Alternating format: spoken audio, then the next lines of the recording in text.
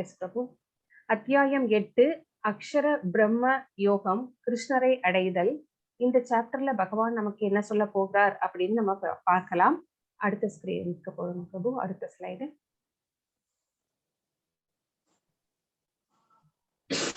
Sri Radha Govindar ISKCON பெங்களூருவுக்கு நம்முடைய பணிவான வணக்கங்களை சமர்ப்பித்து விட்டு இந்த செஷனுக்கு செல்லலாம். ஹரே கிருஷ்ண கிருஷ்ண கிருஷ்ண ஹரே ஹரே, ஹரே ராம ராம ராம ஹரே ஹரே. அத்தியாயம் 7 சுருக்கம் என்னன்னு பார்த்துடலாம். ஒரு நிமிஷம். நேத்து நம்ம என்ன பேசினோம், டிஸ்கஸ் பண்ணோங்கிறத ஒரு நிமிஷம் அதை நினைவுல கொண்டு வரலாம். கிருஷ்ணரை பற்றிய அறிவின் மகிமை. கஷின் மாம்பேத்தி தத்வதக அப்படின்னா என்னன்னு நம்ம பார்த்தோம். பகவானுடைய கிருஷ்ணருடைய ஆற்றல்கள் என்னென்ன? நீரின் சுவையாக இருக்கிறேன், நிலத்தின் மனமாக இருக்கிறேன், மண்ணின் மனமாக இருக்கிறேன் அப்படின்னு நிறைய விஷயங்கள் வந்து நம்மளுக்கு சொன்னாரு. பிரகிருத்தின் வித்திமே பராம். சோ இது முக்கியமான வார்த்தை. பகவான் கிருஷ்ணரிடம் எவ்வாறு சரணடைய வேண்டும்? பற்றில்லாமல், புலன்களை கட்டுப்படுத்தி, கோபம் இதெல்லாம் இல்லாம பகவான்கிடம் எப்படி சரணடைய வேண்டும் அப்படிங்கிறதையும் பார்த்தோம். மாம் ஏவ ஏ பிரபத்தியந்தே. சோ அடுத்தது என்ன பார்த்தோம்? தேவ தேவிகளை வழிபாடு, டெமிகாட் வர்ஷிப் அப்படிங்கிறதையும் நம்ம பார்த்தோம். டெமிகாட் வர்ஷிப் அப்படிங்கிறது நம்ம பகவானுடைய அங்க உறுப்புகள் தான் இந்த 33 தேவர்களும், வருணன், சந்திரன், இந்திரன், இந்த மாதிரி நிறைய 33 தேவர்கள் இருக்கிறாங்க. அதுல ஒரு 10 பேர் கூட நம்மளால சொல்ல முடியாது. சோ அந்த மாதிரி தேவர்கள் வந்து இருக்கிறாங்க. அவங்க எல்லாருமே பகவானுடைய அங்க ஒரு புகழ் தான். சோ பகவானை வணங்கும் போது நாம் இத்தனை பேரையும் வணங்குவதற்கு சமம். இப்போ நம்ம உடம்பு இருக்கு, நம்ம கைக்கு தனியா சாப்பாடு கொடுக்கறது இல்ல, காலுக்கு தனியா சாப்பாடு கொடுக்கறது இல்ல, தலைக்கு தனியா சாப்பாடு, கண்ணுக்கு தனியா கொடுக்கறது இல்ல. நம்ம வயிற்றுக்கு உணவிட்டால் அது வந்து செரிச்சு அந்த சத்துக்கள் வந்து எல்லா பார்ட்ஸுக்கும் எப்படி டிஸ்ட்ரிபியூட் ஆகுறதோ அதே மாதிரி பகவானை வணங்கினால் அந்த இது வந்து எல்லாரையும் வணங்குவதற்கு சமம். அதுதான் வந்து தேவ தேவதையின் வழிபாட்டுல பகவான் வந்து நம்மளுக்கு தெளிவுபடுத்தினார். சோ இதுதான் வந்து அத்தியாயம் 7 சுருக்கம். அடுத்தது அத்தியாயம் 8. இன்னைக்கு நம்ம என்ன பார்க்க போறோம் அப்படின்னா, அர்ஜுனன் 8 கேள்விகள் வந்து கேட்கிறாரு. கிம் தத் பிரம்மம். சோ இதுல முக்கியமான சொல். சோ இந்த 4 ஸ்லோகம் 8.1 இருந்து 8.4 வரைக்கும் 4 கேள்விகளை வந்து பகவான் கிட்ட வைக்கிறார். யாருக்காக அப்படின்னா நமக்காகத்தான் வைக்கிறார். அந்த கேள்விகளுக்குள்ள போகும்போது நம்ம தெரிஞ்சுக்குவோம். அப்புறம் இறக்க போகிற நேரத்துல உடல் இயக்கங்கள் எல்லாம் தடைப்பட்டு நாங்கள் வந்து மனசுக்குள்ள ஒரு புயலே அடிச்சுட்டு இருக்குமே, அப்ப வந்து உங்களை எப்படி நினைவு வச்சுக்கிறது அப்படின்னு நமக்காக அர்ஜுனர் வந்து கேட்கிறார் பகவான் கிட்ட. தஸ்மாத் சர்வேஷு காலேஷு, இது வந்து அந்த ஸ்லோகங்கள்ல முக்கியமான வார்த்தை. யோகமிஸ்ரா பக்தினால் கிருஷ்ணாவை நினைவில் கொள்வது எப்படி அப்படின்னு. யோகமிஸ்ரா பக்தினா என்ன, அது அப்படின்னா என்ன, அதுல எப்படி பகவானை நினைவிச்சுக்கிறது? ஓம் இது ஏகாட்சரம் பிரம்ம. சோ தூய பக்தியினால் கிருஷ்ணரை எப்படி நினைவுபடுத்திக் கொள்வது சோ அப்படின்னு கேட்கிறார். சோ கிருஷ்ணரை வந்து எப்படி கடைசி காலத்துல, அந்த காலம்னா அந்திம காலத்துல, சோ அப்ப வந்து எப்படி பகவானை நினைவு எடுத்துக்கொள்வது அப்படிங்கிறதுதான் முக்கியமான விஷயம் இங்க. சோ இது வந்து ஒரு துக்காலயம், அசாஸ்வதம். இந்த பௌதீக உலகம் அப்படிங்கிறது துன்பங்கள் நிறைந்தது. ஏன் நமக்கு துன்பங்கள் வருதுன்னே நம்மளுக்கு தெரியாது. காரியம் இல்லாமல் நம்மளுக்கு துன்பம் வரும். சோ அப்படிப்பட்ட துக்காலயம் இது. அசாஸ்வதமா தற்காலிகமானது. இந்த வாழ்க்கையே வந்து தற்காலிகமானது, இந்த உலகமும் தற்காலிகமானது அப்படிங்கறத நம்ம தெரிஞ்சுக்கிறோம். பொருளுலகம் மற்றும் ஆன்மீக உலகம்.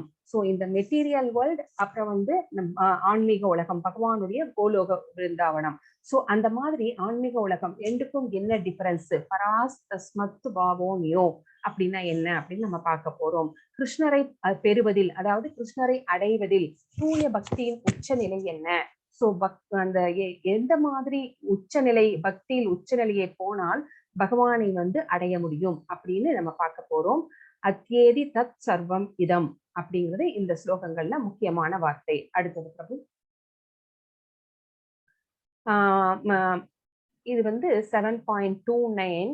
மாதாஜி நீங்க 8th சாப்டர்ல அந்த ஸ்லோகம் வந்து நீங்க அதை சொல்லி ஆரம்பிச்சு விட்டுடுங்க மாதாஜி. விஜயகுமாரி மாதாஜி சொல்லுங்க மாதாஜி. அந்த ஸ்டார்டிங் ஸ்லோகம் சொல்லி 8th சாப்டரோட சொல்றேங்க மாதாஜி. ஓம் ஸ்ரீ குருப்யோ நமக, ஓம் ஸ்ரீ பரமாத்மனே நமக, अद श्रीमद् भगवत् गीता अद अष्टमोऽध्यायः अक्षर ब्रह्म योगः। हरे कृष्णा माताजी। Hare Krishna Mataji, thank you very much. Okay. பிரபு, விஜயகுமாரி மாதாஜி வந்து என்ன லாஸ்ட்ல தான் வருவான். நீங்க அன்மியூட் பண்ண வேண்டியிருக்கும். நீங்க வந்து ஜெயலட்சுமி மாதாஜி இருக்காங்களான்னு பாருங்க, பார்த்துட்டு அவங்கள வந்து அன்மியூட் பண்ணுங்க பிரபு. ஓகே மாதாஜி. ஹரே கிருஷ்ணா. ஹரே கிருஷ்ணா.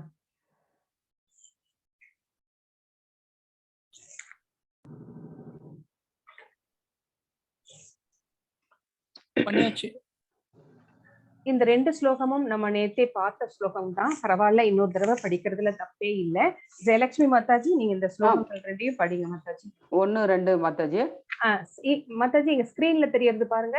7.29, 7.30. 7.29ங்களா? ஆமா, 20. பரவாயில்ல, நீங்க படிக்க முடியல 8 தான் வச்சிருக்கீங்கன்னா நான் இது 2யும் படிச்சிடலாம். இல்ல 7.29 படிக்கிறேன் மாதாஜி. படிங்க படிங்க. 29 ஜரா மரண மோக்ஷாய மாமாஸ்ரித்ய யதந்தியே தே பிரம்ம தத் விதுஹு கிருஷ்ணம் அத்யாத்மமம் கர்ம சாகிலம். 30யும் படிச்சிருங்க. அடுத்தது அதையும் படிச்சு சரி. சாதி போதாதிவம் மாம் சாதி யக்ஞயே விதுஹு பிரயாண காலே பிஜ மாம் தே விதுர்யுக்த சேதசகா. இதனுடைய பொருள் என்னன்னு நான் படிக்கிறேன். மூப்பு, மரணம் இவற்றிலிருந்து விடுபட முயலும் அறிவுடையோர். நமக்கு வந்து வயசாகுது, மரணம் நேரிடுகிறது. இது வந்து பிறக்கிற அன்னைக்கே நமக்கு எப்ப இறக்க போறோம் அப்படிங்கறதும் வந்து நம்மளுக்கு வந்து பிக்ஸ் ஆயிடுச்சு இல்லைங்களா? அந்த டேட் பிக்ஸ் ஆயிடுச்சு. சோ இந்த மாதிரி அறிவுடையவர்கள் வந்து இது மறுபடியும் நாம் பிறக்க கூடாது, மறுபடியும் இந்த துன்பத்திலே துக்காலயத்திலே மாட்டிக்க கூடாது அப்படின்னு விடுபடணும்னு நினைக்கிற அறிவுடையவர்கள் என்ன செய்வாங்க அப்படின்னா, பகவான் கிட்ட பக்தி தொண்டு செய்து அடைக்கலம் அடைகிறார்கள். அவங்க வந்து தார்மீக ஆன்மீக செயல்களை பற்றி எல்லாவற்றையும் முழுக்க அறிபவராதலின் அவர்கள் உண்மையில் பிரம்மமே. அவர்களுக்கு வந்து இந்த பௌதீக உலகம் எப்படிப்பட்டது, ஆன்மீக உலகம் எப்படிப்பட்டது அப்படிங்கறதெல்லாம் தெளிவாக தெரிகிறது. ஏன்னா அவங்க உண்மையை அறிந்தவர்கள். அவர்கள் வந்து யாருக்கு சமம் அப்படின்னா, தன்னிலை உணர்ந்த ஆத்மாக்கள், லிபரேட்டட் சோல்ஸ். இந்த உலகத்திலேயே வாழ்ந்தா கூட அவங்க வந்து லிபரேட்டட் சோல்ஸ். அதனால அவங்களுக்கு இது 2 பத்தியும் தெரிஞ்சிருக்கிறதுனால பகவான் கிட்ட வந்து சரணடைகிறாங்க. சோ அவங்கள நம்ம என்னன்னு சொல்லலாம்? பிரம்மம் அப்படின்னு சொல்லலாம் அப்படின்னு இந்த 29வது ஸ்லோகம் வந்து நம்மளுக்கு சொல்லுகிறது.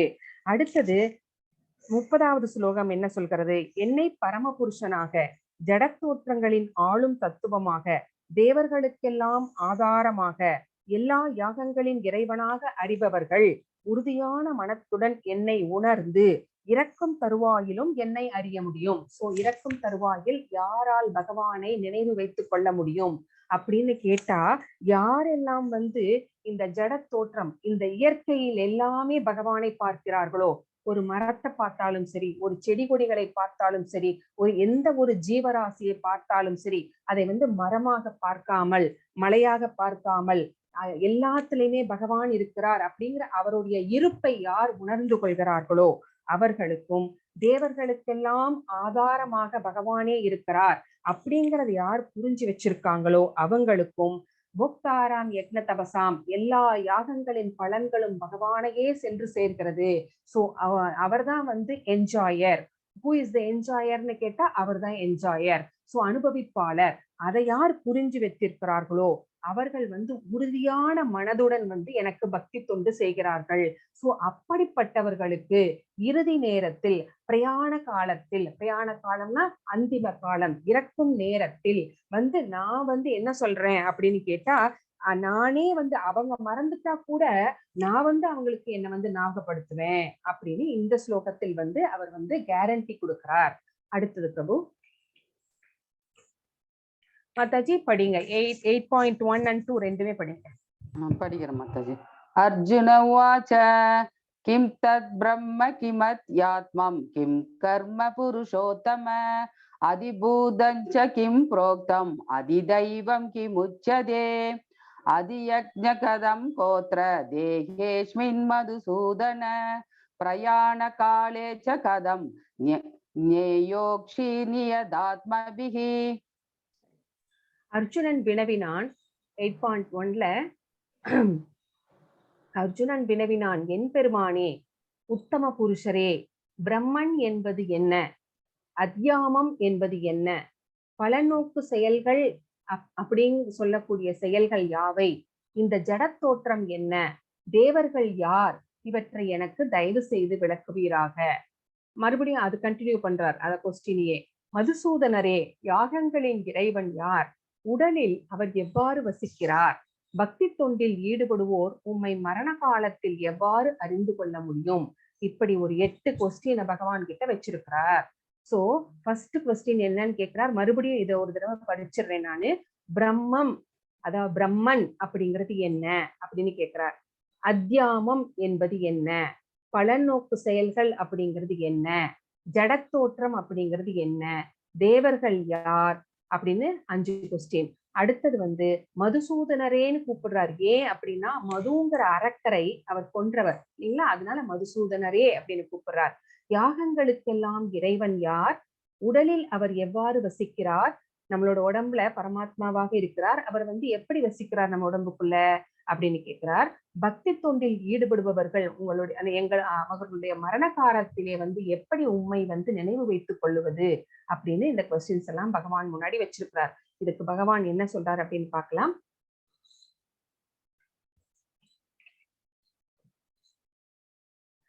பிரம்மம் அப்படின்னா என்ன அப்படின்னா ஆத்மா. நம்ம மனசுல ஆத்மா இருக்கிறது, அதாவது ஜீவன். அந்த ஆத்மா அழிவே கிடையாதுன்னு நம்ம பார்த்தோம் செகண்ட் சாப்டர்லயே. ஒவ்வொரு பாடிக்குள்ளேயும் பூந்து பூந்து ஒவ்வொரு ஜென்மமா வந்துகிட்டே இருக்கும். அதுக்கு அழிவே கிடையாது. அது நீரால் நனைக்க முடியாது, நெருப்பால் எரிக்க முடியாது அப்படின்னு எல்லாம் பார்த்தோம். அதனுடைய சைஸ் எல்லாம் என்னன்னு கூட நம்ம பார்த்தோம். அப்ப பிரம்மம் அப்படின்னா ஆத்மா அப்படின்னு பேரு, அதாவது ஜீவாத்மா. சோ அதுக்கு அதனுடைய லைஃப் எட்டர்னல், அதை அழிக்க முடியாது, நிரந்தரமானது அப்படின்னு. ஃபர்ஸ்ட் கொஸ்டினுக்கு ஆன்சர் தெரிஞ்சிச்சு. ஆத்மா, உடலினுடைய கட்டுப்பாட்டாளர் யார் அப்படின்னு கேக்குறாங்க. உடலை ஜீவனின் இயல்பு அப்படின்னு இங்க கொடுத்திருக்காங்க. சோ உடலை இந்த அத்தியாத்மாவை கட்டுப்படுத்துவது யார் அப்படின்னு நம்ம இந்த ஸ்லோகத்துக்குள்ள போகும்போது இன்னும் இங்க ஜீவனின் இயல்பு அப்படின்னு ஒரு கன்ஃபியூஸ் மாதிரி கொடுத்திருக்காங்க. என்னன்னு நம்ம பார்க்கலாம். கர்மா அப்படின்னா நம்ம செய்கின்ற செயல்கள். நம்ம செய்கின்ற செயல்கள் தான் நம்ம அடுத்தடுத்து உடலுக்கு போவதற்கு, பிறப்பு எடுப்பதற்கு வழிவகுக்கிறது. செயல்கள் செய்வதனால் பாவங்கள் புண்ணியங்கள் ரெண்டும் நம்ம அக்கௌண்ட்ல சேர்ந்துகிட்டே இருக்கு. அதுக்கு ஏத்த மாதிரி ஒரு உடம்பை அடுத்த ஜென்மத்திலே பகவான் நம்மளுக்கு கொடுக்கிறார். சோ அதனால கர்மம் அப்படிங்கிறது அடுத்தடுத்து பிறவிக்கு வழிவகக்கூடிய செயல்கள் அப்படின்னு புரிஞ்சிருச்சு. ஆதி பூதா அப்படின்னா என்ன, பொருள் கையாளுதல், பொருள் இயற்கை, அதாவது இந்த இயற்கை, இந்த நேச்சர் தான் ஆதி பூதா அப்படின்னு சொல்லப்படுகிறது. ஆதி தெய்வா அப்படின்னா என்ன அப்படின்னா உச்சதேவன். இது அனைத்து தேவதேவதற்கும் அடங்கும். உச்சதேவன் யாரு, பகவான் தான் இல்லைங்களா. அந்த எல்லா பகவான் நம்ம அந்த விஸ்வரூப தரிசனத்துல நம்ம பார்ப்போம். விநாயகர், சிவன் எல்லாருமே அவருடைய உடம்பிலே இருப்பாங்க. சோ எல்லா தேவதேவர்களும் அவருடைய உடம்பிலே அடங்கி இருப்பார்கள். சோ பகவானை தான் அப்படி சொல்றாங்க. அதியஜ்னா அப்படின்னா பரமாத்மா, யாகத்தை அனுபவிப்பவர், அதாவது நம்ம மனசுக்குள்ள இருக்கிறார் பாத்தீங்களா, அவர் தான் பரமாத்மா. சோ அவர் எல்லா யாகங்களுக்கும் அனுபவிப்பாளர். அதியஜ்னா அவர் எங்கே வசிக்கிறார், அவர் எல்லோருடைய இதயத்திலும் வசிக்கிறார். இறக்கும் நேரத்தில் கிருஷ்ணரை எப்படி நினைவில் கொள்வது, வாழ்நாள் முழுவதும் பயிற்சி செய்துவால் மட்டும்தான் அவரை நாம் நினைவில் கொள்ள முடியும். 5இல் விளையாதது 50இல் விளையாது. இப்பவே எதுக்கு நீ போய் பக்தி பண்ற, இப்போ யாராவது சின்ன வயசுல பக்தி செய்யறதுக்கு வந்துட்டா நம்ம என்ன சொல்வோம், எதுக்குடா சாமியாரா போறியா அப்படின்னு வீட்டுல பயந்துக்குவாங்க. அப்புறம் என்ன சொல்லுவாங்க, உனக்கு என்ன வயசா ஆயிடுச்சு, எதுக்கு ராமா கிருஷ்ணான்னு போயிட்டு இருக்கிற அப்படின்னு கேட்பாங்க. அப்படி கிடையாது. இப்பிருந்தே பழகினால் மட்டுமே, பயிற்சி செய்தால் மட்டுமே அவருடைய பேரை நாம் நினைவு வைத்துக் கொள்ள முடியும். இதுக்கு ஒரு எக்ஸாம்பிள், நடந்த எக்ஸாம்பிள் ஒண்ணு இருக்கு. கல்கத்தால ரயில்வே ட்ராக்ல ஒருத்தர் அடிபட்டு, ஒரு கூலி தொழிலாளி அவர் வந்து ட்ரெயின்ல அடிபட்டு விழுந்துட்டாரு. அவரை வந்து மேல தூக்கிட்டு வந்து போடுறாங்க. அப்ப ஒரு தெய்வாதீனமாக அவருடைய அதிர்ஷ்டம்னு தான் சொல்லணும். அங்க வந்து இஸ்கான் டிவோட்டிஸ் இருந்திருக்காங்க. அவங்க என்ன பண்ணாங்கன்னா மேல தூக்கிட்டு வந்து அவரை போட்டு அவருக்கு தண்ணி எல்லாம் கொடுத்து அவருடைய கடைசி நேரம் அவருடைய உயிர் பிரிய போகிறது. அவங்க என்ன சொல்றாங்க, ஹரே கிருஷ்ணா, கிருஷ்ணா பகவானுடைய நாமத்தை சொல்லுங்க, பகவானுடைய நாமத்தை சொல்லுங்க அப்படின்னு ரொம்ப கம்பல் பண்றாங்க அவங்களுக்கு தண்ணி எல்லாம் கொடுத்துட்டு. ஆனா அவர் என்ன கேட்டார் தெரியுங்களா? பீடி குடுன்னு கேட்டார். பீடி குடுன்னு கேட்டார். நிஜமா நடந்தது இது. சோ அவருக்கு அந்த பழக்கம் கிடையாது. பகவானுடைய பெயரை சொல்லி பழக்கம் இல்ல. அவருடைய ஞாபகம் எல்லாம் எங்க இருக்குன்னு பாருங்களேன். சோ அந்த மாதிரிதான் நமக்கு கூட கடைசி நேரத்துல மனசுக்குள்ள ஒரு புயலே அடிச்சிட்டு இருக்கோம். காது கேட்காது, கண் தெரியாது, வாயெல்லாம் குரல் வளையை யாரோ புடிச்சு இருக்கிற மாதிரி இருக்கும். கபமெல்லாம் வந்து அடைக்கும், நெஞ்சை அடைக்கும். நம்மளால எதுவுமே நம்மளுடைய நினைவு தப்பி போகும். அப்ப போய் எப்படி பகவானை நினைவு வச்சுக்கிறது அப்படின்னா, பகவான் என்ன சொல்றார்? பயிற்சியின் மூலமாக. பயிற்சி எந்நேரம் பகவானுடைய அந்த நாம ஸ்மரணை நம்ம மனசுக்குள்ள ஓடிக்கிட்டே இருந்துச்சுன்னா கண்டிப்பா கடைசி நேரத்துல பிரயாண காலத்துல நமக்கு பகவான் வந்து அவருடைய நாமத்தை அவரே எடுத்து கொடுப்பார், சொல்லு அப்படின்ட்டு. சோ அதுதான் வந்து இங்கே வந்து சொல்லப்பட்டிருக்கிறது. அடுத்தது படிங்க மாதாஜி. 8.3. हरे कृष्णा. श्री भगवानुवाच अक्षरं ब्रह्म परमं स्वभावो अत्याममुच्यते भूतभावोद्भवकरो विसर्ग कर्म संनिधः.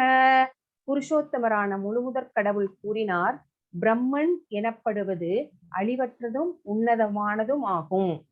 அதன் சுபாவமான நித்திய இயற்கையான ஜீவாத்மா. நம்ம அந்த ஜீவன்னு போட்டிருந்துச்சு பாத்தீங்களா? அப்படின்னா யாருன்னா ஜீவாத்மா, அதாவது நம்ம. சோ அத்தியாத்மா என்று அழைக்கப்படுகிறான். ஜீவாத்மாவின் ஜட உடலை வளர்க்கும் செயல்கள் கர்மா, பலநோக்கு செயல்கள் என்று அழைக்கப்படுகின்றன. இங்க வந்து 3 விஷயங்களுக்கு இங்க வந்து பதில் சொல்லியிருக்கிறார். அதாவது பிரம்மன் எனப்படுவது, பிரபு பேக்ரவுண்ட் நாய்ஸ் வருது, மியூட் பண்ணிட்டேன் மாதாஜி. தேங்க்யூ. பிரம்மன் எனப்படுவது அழிவற்றது.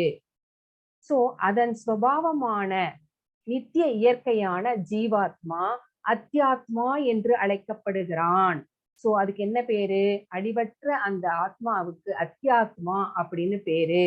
ஜீவாத்மாவின் ஜட உடலை வளர்க்கும் செயல்கள், அதாவது பலன் நோக்கு செயல்கள் கர்மா என்று சொல்லப்படுகிறது.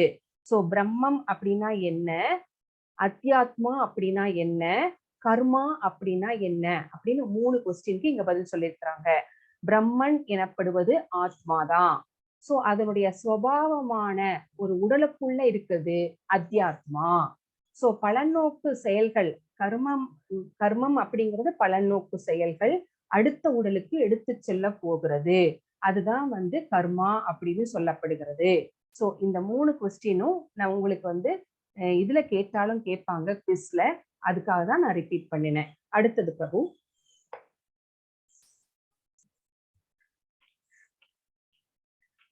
ஆதிபூதம் சரோ பாவ புருஷாதி தைவதம் அதியக்னோகம் ஏவாத்ர தேகே தேக புருதாம்பர.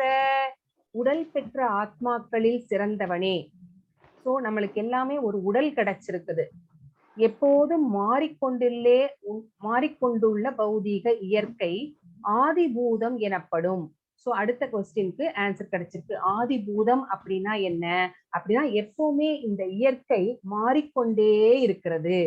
ஒரு நாள் பார்த்த மாதிரி ஒரு ஊருக்கு போறோம், அப்புறம் 2-3 வருஷம் கழிச்சு, இல்ல ஒரு 5 வருஷம் கழிச்சு போகும்போது அதே மாதிரி இருக்காது, மாறி இருக்கும் எல்லாமே, இல்லைங்களா? சோ இந்த இயற்கை மாறிக்கொண்டே இருக்கிறது. சோ அப்படிப்பட்ட இயற்கைக்கு தான் ஆதிபூதம் அப்படின்னு பேரு.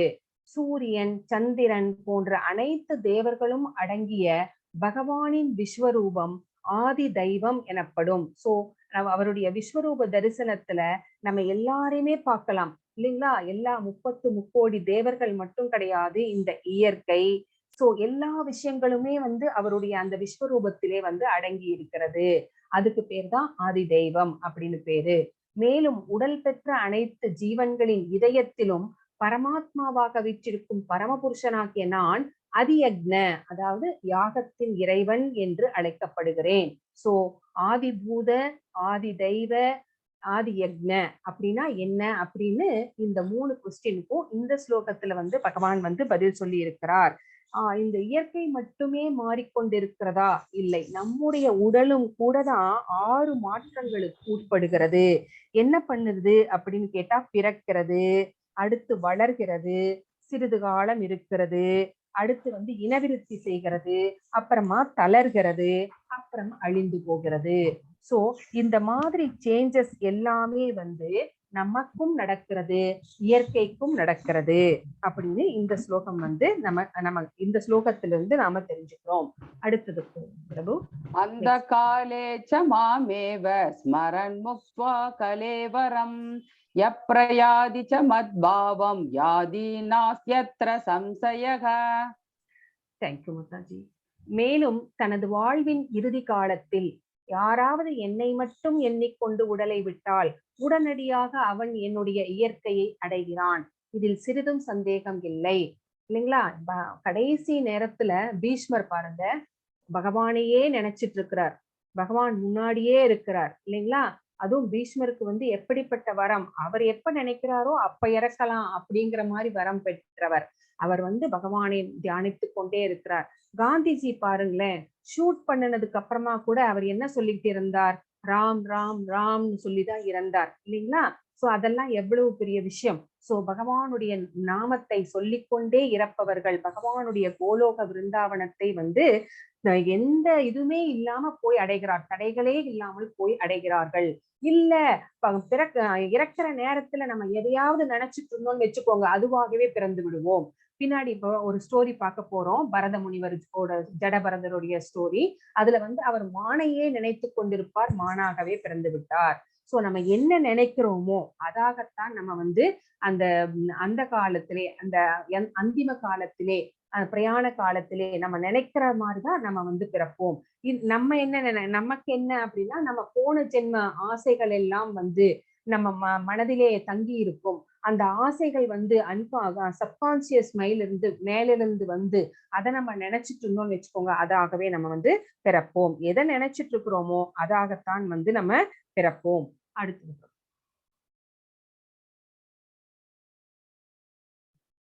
இங்கே யக்ஷ பிரசனம். சோ ஸ்ரீமத் பாகவதத்துல 7வது காண்டம் 5.57 அகானி அகானி பூதானி கச்சந்தி கயமாலயம் சேஷாஸ்தாவரமிச்சந்தி இம்மாச்சர்யம் அதஃபரம். இங்க என்ன சொல்றாங்க அப்படின்னா, ஒவ்வொரு கணத்திலும் நூற்றுக்கணக்கான ஆயிரக்கணக்கான உயிரினங்கள் மரணத்தை சந்திக்கின்றன. ஆனால் அது ஒரு முட்டாள்தனமான வாழ்க்கையாக இருப்பினும் தன்னை மரணமற்றது என்று நினைத்து மரணத்துக்கு தயாராக இல்லை. இந்த விஷயம் உலகில் மிகவும் அற்புதமான விஷயம். அதாவது இங்க 4 பேர் கீழே கிடக்குறாங்க இந்த பிக்சர்ல, ஒருத்தர் மட்டும் நின்றுட்டு இருக்காங்க. யாருன்னா இது பஞ்சபாண்டவர்கள் தான். சோ இது வந்து யுதிஷ்டர், தர்மர், மத்தவங்க எல்லாம் கீழே வந்து இறந்து கிடக்குறாங்க. என்ன அப்படின்னா, ஒரு வனத்துல ஒரு ஃபாரஸ்ட்ல போயிட்டு இருக்கும் போது இவங்க எல்லாத்துக்குமே ரொம்ப தண்ணி தாகம் அடிக்கிறது. பீமன் ஃபர்ஸ்ட் போய் கொஞ்ச தூரம் நடந்து போனோன்னு தெளிவான ஒரு தண்ணீர் இருக்கிறது. அங்க தண்ணி குடிக்க போலாம் அப்படிங்கும் போது ஒரு எச்சன் வர்றாரு. அவர் வந்து என்ன சொல்றாரு, நான் கேட்கிற கொஸ்டின்கெல்லாம் நீ பதில் சொன்னா மட்டும்தான் நீ வந்து இது தண்ணிய குடிக்கலாம், இல்லைன்னா நீ வந்து சரியா பதில் சொல்லலைன்னா நீ வந்து இறந்து போயிடுவே அப்படிங்கிற மாதிரி சொல்லிடுறாரு. சோ இவர் வந்து என்ன பண்றாரு, அந்த தண்ணியை குடிச்சு அவங்க எல்லாருமே வந்து பதில் சொல்லல, தண்ணியை குடிச்சு 4 பேருமே இறந்துடுறாங்க. இவங்க 4 பேரும் போனவங்க யார், ஒருத்தரா போறாங்க, யாருமே வரலையே திரும்பின்னு கடைசியில வந்து தர்மர் வர்றாரு. தர்மர் வந்தோன்னா அந்த எச்சன் மறுபடியும் அவர்கிட்டயே கேட்கிறாங்க. இந்த உலகத்துல வந்து நிறைய கொஸ்டின்ஸ் கேட்கிறாரு, அதுக்கு எல்லாமே கரெக்டான பதில் சொல்லிட்டே வர்றாரு. அப்ப கடைசியா கேட்கிறாரு, இந்த உலகத்துல அற்புதமான விஷயம் எது அப்படின்னு கேட்கும்போது அவர் யாரும் இல்ல, அந்த எச்சன் யமராஜர் தான். சோ அவர் வந்து இவரை டெஸ்ட் பண்றதுக்காக வந்து கேட்டுட்டு இருக்கிறாரு. அவர் என்ன கேட்கிறாரு, அற்புதமான விஷயம் எது அப்படின்னா, நம்ம டெய்லி வந்து நூற்றுக்கணக்கான ஆயிரக்கணக்கான மரணங்கள் வந்து இந்த உலகம் எங்குமே வந்து நிகழ்ந்து கொண்டுதான் இருக்கிறது. ஆனாலும் நமக்கும் அந்த மரணம் ஒரு நாள் வரப்போகிறது அப்படிங்கிறத வந்து உணர்ந்து கொள்ளவே இல்லை மனிதர்கள். அதுதான் ரொம்ப ரொம்ப அற்புதமான விஷயம்.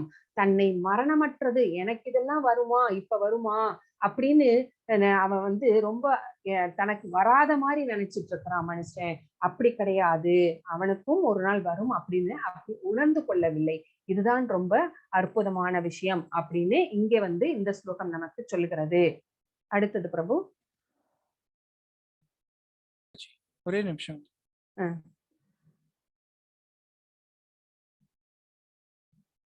படிங்க மாதாஜி. ஜெயலட்சுமி மாதாஜி அன்மியூட் பண்ணுங்க. அவங்க கிட்ட இந்த பேக்ரவுண்ட் நாய்ஸ் வருதா பிரபு? யம் யம் வாபி ஸ்மரன் பாவம் யக்யந்தே கலேவரம் தம் தமே வைதி கௌந்தேய சதா தத்பாவ பாவிதக. எஸ் மாதாஜி, அந்த ஹார்ன் சவுண்ட்ல அவங்களோட. ஓ சரி சரி, ஓகே ஓகே ஓகே ஓகே. ஒருவன் தனது உடலை விடும்போது எந்த நிலையை எண்ணுகின்றானோ ஐயமின்றி அந்த நிலையை அவன் அடைகிறான் அப்படிங்கிறாங்க. சோ அவன் இறக்கும் போது எதை பற்றி நினைத்து கொண்டிருக்கிறானோ அதையதான் வந்து அவன் வந்து அந்த நிலையை தான் அடுத்த ஜென்மத்திலே அடைகிறான். இங்க பாருங்க, பரதமுனி இவர் வந்து சரிங்களா, இவர் வந்து பரத கண்டத்தையே ஆண்டு கொண்டிருந்தவர். அப்ப வந்து இந்த உலகம் எல்லாமே ஒரு குடை கீழே ஒரே ஒரு ராஜா தான். அவ்வளவு பெரிய ராஜ்யத்தை விட்டுவிட்டு அவருக்கு வந்து நான் சன்னியாசியாக போகிறேன் அப்படின்னு தன்னுடைய பிள்ளைக்கு முடிசூட்டி விட்டு தன்னுடைய நாடு, செல்வம், மனைவி, மக்கள், தேர் எல்லாத்தையும் விட்டுட்டு அவர் காட்டுக்கு வர்றார். அப்படி எல்லாத்தையுமே விட்டுட்டு காட்டுக்கு வந்தவர் ஒரு குடில் அமைத்து பகவானை நினைத்து யத்னங்கள் செய்து பகவானை தியானித்து கொண்டு இருக்கிறார். அப்படி இருக்கிற காலத்துல பிரபு அடுத்தடுத்த ஸ்லைடுக்கு போங்க, அந்த ஸ்டோரி வருதான்னு பாருங்க. கானகம் போகிறார். பரத மகாராஜர் துறவரம் மேற்கொண்டு கானகம் செல்கிறார். அப்போ அங்க வந்து குடில் அமைச்சுக்கிட்டு அவர் வந்து தவ வாழ்க்கையிலே வந்து ஈடுபடுகிறார். அப்போ அங்க வந்து ஒரு மான் வருகிறது. அந்த மான் வந்து கர்ப்பிணி மானாக இருக்கிறது. எப்ப வேணா குழந்தை பிறந்துடலாம். அந்த மாதிரி இருக்கும்போது ஒரு புலியின் கர்ஜனை கேட்கிறது. அந்த புலி அந்த மானை துரத்தி கொண்டு வருகிறது. அந்த மான் பயத்துல அங்க ஓடிக்கொண்டிருக்கின்ற நதியை வந்து தாண்டுவதற்காக முயற்சி செய்யும் போது பிரசவம் நிகழ்ந்து விடுகிறது. சோ பிரசவம் நிகழ்ந்ததுனால குட்டி இந்த பக்கம் விழுந்துருது, தாய் வந்து அந்த தண்ணியில விழுந்து அப்படியே இறந்து போயிடுது. சோ அந்த குட்டியை பார்க்கிறார் பரத மகாராஜர். சோ அந்த குட்டியை பார்த்தோன்னே அவருக்கு வந்து ரொம்ப பரிதாபமா இருக்கு. ஐயோ, பிறந்த உடனே இப்படி ஆயிடுச்சு அப்படின்னா அதை எடுத்துக்கொண்டு வந்து அதுக்கு எல்லாமே செய்யறார். அந்த காப்பாற்றுகிறார், தன்னுடைய குடிலேயே வச்சுக்கிறார். சோ அதுக்கு வேண்டிய தேவை என்னென்னலாம் பண்ணணுமோ அத்தனையும் பண்ணி அதை வந்து பாதுகாத்துட்டு வர்றார். அது மேலே ஒரு பற்று வந்து விடுகிறது. பற்று வந்ததுனால அவர் வந்து யக்னங்கள் செய்யும் போது கூட அந்த மான் என்ன பண்ணும் அப்படின்னா வந்து கையை வந்து நக்கும். உடனே வந்து அவர் வந்து மான் நினைவாகவே இருப்பார். கொஞ்ச நேரம் எங்கேயாவது அதை காணோம், காட்டுக்குள்ள மேய போயிட்டு கரெக்ட் டைமுக்கு வரல அப்படின்னா ஏதாவது ஒரு மிருகம் அதை அடிச்சு சாப்பிட்டுருக்குமோ ஐயோ அப்படின்னு ரொம்ப பயந்து போயிடுவார். சோ அந்த மாதிரி ஒரு பற்றை வளர்த்து கொண்டார். இத நான் தான் பாதுகாக்கிறேன் அப்படிங்கிற எண்ணம் வந்து அவருக்கு வந்து விட்டது. இப்போ ஆப்பிரிக்க காடுகள்ல வந்து ஒரு யானைகளும் வந்து 20 டன் உணவை வந்து உட்கொள்ளும். அந்த 20 டன் உணவையும் நம்மையா கொண்டு போய் அதுக்கு கொடுக்குறோம் இல்ல, அதுவே தேடிக்குது, அது பகவான் பார்த்துப்பார் அப்படிங்கிற எண்ணம் இல்லாம இந்த மானுக்கு நான் தான் காவல் அப்படின்னு நினைச்சிடுறார். சோ ஒரு பற்றை வளர்த்து கொண்டு விடுகிறார். அப்படியே நினைச்சிட்டு ஒரு நாள் அதை காணோம். அந்த மானை தேடி போகும்போது கால் தவறி விழுந்து விடுகிறார். அப்படியே இறந்து போகிறார். அந்த மானின் நினைவாகவே வந்து இறந்து போகிறார். அப்போ அடுத்த பிறவியிலே வந்து மானின் உடல் தான் அவருக்கு கிடைக்கிறது. மான உடல்ல பிறந்தாலும் கூட அவருக்கு வந்து அவர் செய்த புண்ணியத்தின் பலனாக முற்பிறப்பி எல்லாமே வந்து ஞாபகம் வருகிறது. சோ மானின் உடலை வந்து மான் உடலையே வாழ்றாரு. அது எங்க வாழ்றாரு அப்படின்னா அவருடைய புண்ணியத்தின் காரணமாக முனிவர்கள் வசிக்கின்ற அந்த அவங்களுடைய குடில் பக்கத்திலேயே வசிக்கிறாரு. சோ அந்த அங்கேயே இருக்கிறதுனால அவருக்கு வந்து பகவானை பற்றிய அந்த ஞாபகங்கள் எல்லாம் வந்து இருக்கிறது. சோ அதனால மறுபடியும் அந்த உடலை துறந்ததுக்கு அப்புறமா, மானின் உடலை துறந்ததுக்கு அப்புறமா அடுத்தது வந்து ஒரு பிராமண குலத்திலே பிறக்கிறார். எந்த பிராமண குலர்? அங்கீரச முனிவரின் பிராமண குலத்திலே பிறக்கிறார். பகவானின் கருணையினால அவருக்கு முற்பருத்தி எல்லாம் ஞாபகம் இருக்கிறது. அவர் என்னவாக பிறக்கிறார் அப்படின்னா ஜடபரதராக பிறக்கிறார். ஜடபரதர் அப்படின்னா எப்படின்னா ஜடமாவே இருப்பார். அவரை நீங்க என்ன வேணா செய்யலாம், கல் எடுத்து அடிக்கலாம், என்ன வேணா செய்யலாம், அவர் பேசாமையே இருப்பார், பேசவே மாட்டார். அந்த மாதிரி இருக்கிறார். சோ அப்போ ஒரு மன்னர் வந்து மன்னருடைய பல்லக்கை தூக்குவதற்கு 4 பேர், அதுல ஒருத்தர் இவராக இருக்கிறார், ரகுகணர். அந்த பல்லக்கை வந்து சுமந்து செல்கிறார்கள். அப்போ ஜடபரதர் வந்து ஒருத்தர், அது அங்க பாருங்க முன்னாடி இருக்கிற பாத்தீங்கன்னா, இவர் வந்து ஆடிக்கிட்டே போறாரு. பல்லக்கு வந்து 4 பேரும் சமமா போனாதான் வந்து மேல உட்கார்ந்து இருக்கிறவங்களுக்கு வந்து டிஸ்டர்பன்ஸ் இல்லாம இருக்கும். இவர் ஏதோ குதிக்கிற மாதிரி இங்க கால வைக்கிறார், அங்க கால வைக்கிறார், இப்படியே நடந்துட்டு இருக்கும் போது கோணலாக செல்லுகிறது. அப்போ அண்ணன் வந்து கேட்கிறார், என்ன நீ இந்த மாதிரி பண்ற அப்படின்னு வந்து 2 பேத்துக்கும் வந்து வாக்குவாதம் வருகிறது. வாக்குவாதம் வரும்போது அவர் என்ன சொல்றார், அங்க கீழே எறும்புகள் போய்கொண்டிருக்கிறது, நான் மிதிச்சேன்னா அதெல்லாம் சத்து போயிடும், அதனாலதான் அது மேல கால வைக்காம இருக்கிறதுக்காக தான் நான் அந்த மாதிரி நடந்தேன் அப்படின்னு சொல்லும் போது அந்த மன்னர் புரிந்து கொள்கிறார், இவர் வந்து பல்லக்கு தூக்கி அல்ல, இவர் ஏதோ ஒரு ஞானி அப்படின்னு புரிஞ்சுக்கிறார். அப்போ புரிஞ்சதுனால மன்னருக்கு ஜடபரதர் வந்து ஆத்ம ஞானத்தை வந்து போதிக்கிறார். சோ அதுதான் இந்த ஜடபரதருடைய கதை. அடுத்தது பிரபு. சோ நம்ம இதுல இருந்து என்ன தெரிஞ்சுக்கிறோம் அப்படின்னா, நம்ம சாகும்போது எதை பற்றி நினைக்கிறோமோ அதுவாகவே பிறக்கிறோம் அப்படிங்கிறது தெளிவாக தெரிகிறது. மாதாஜி படிங்க. படிக்கிறேன் மாதாஜி. தஸ்மாத் சர்வேஷு காலேஷு மாமனுஷ்மர யுத்தய ச மையர்பித மனோ புத்தி மாமே வைஸ்யஸ்ய யசம்சயம். எனவே அர்ஜுனா, என்னை இந்த உருவில், எந்த உருவில்? கிருஷ்ணராக. அவருக்கு நிறைய உருவங்கள் இருக்கு, நாராயணராக, நரசிம்மராக, அப்படியெல்லாம் நிறைய உருவம் இருக்கிறது. சோ இந்த உருவில் எப்போதும் என்னை எண்ணிக்கொண்டு அதே சமயம் உனக்கு விதிக்கப்பட்ட கடமையான போரிடுதலையும் செய்வாயாக.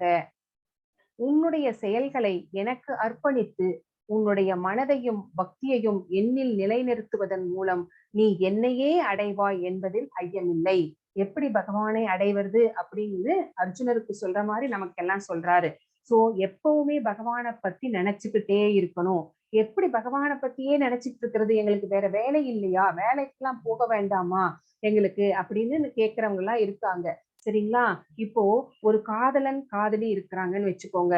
அவளுடைய நினைவெல்லாம் அவனை பற்றியே இருக்கும், அவனுடைய நினைவெல்லாம் அவனை பற்றியே இருக்கும். அப்போ 24/7 அவங்கள பத்தி தான் நினைச்சிட்டு இருப்பாங்க இல்லையா? உண்டா இல்லையா?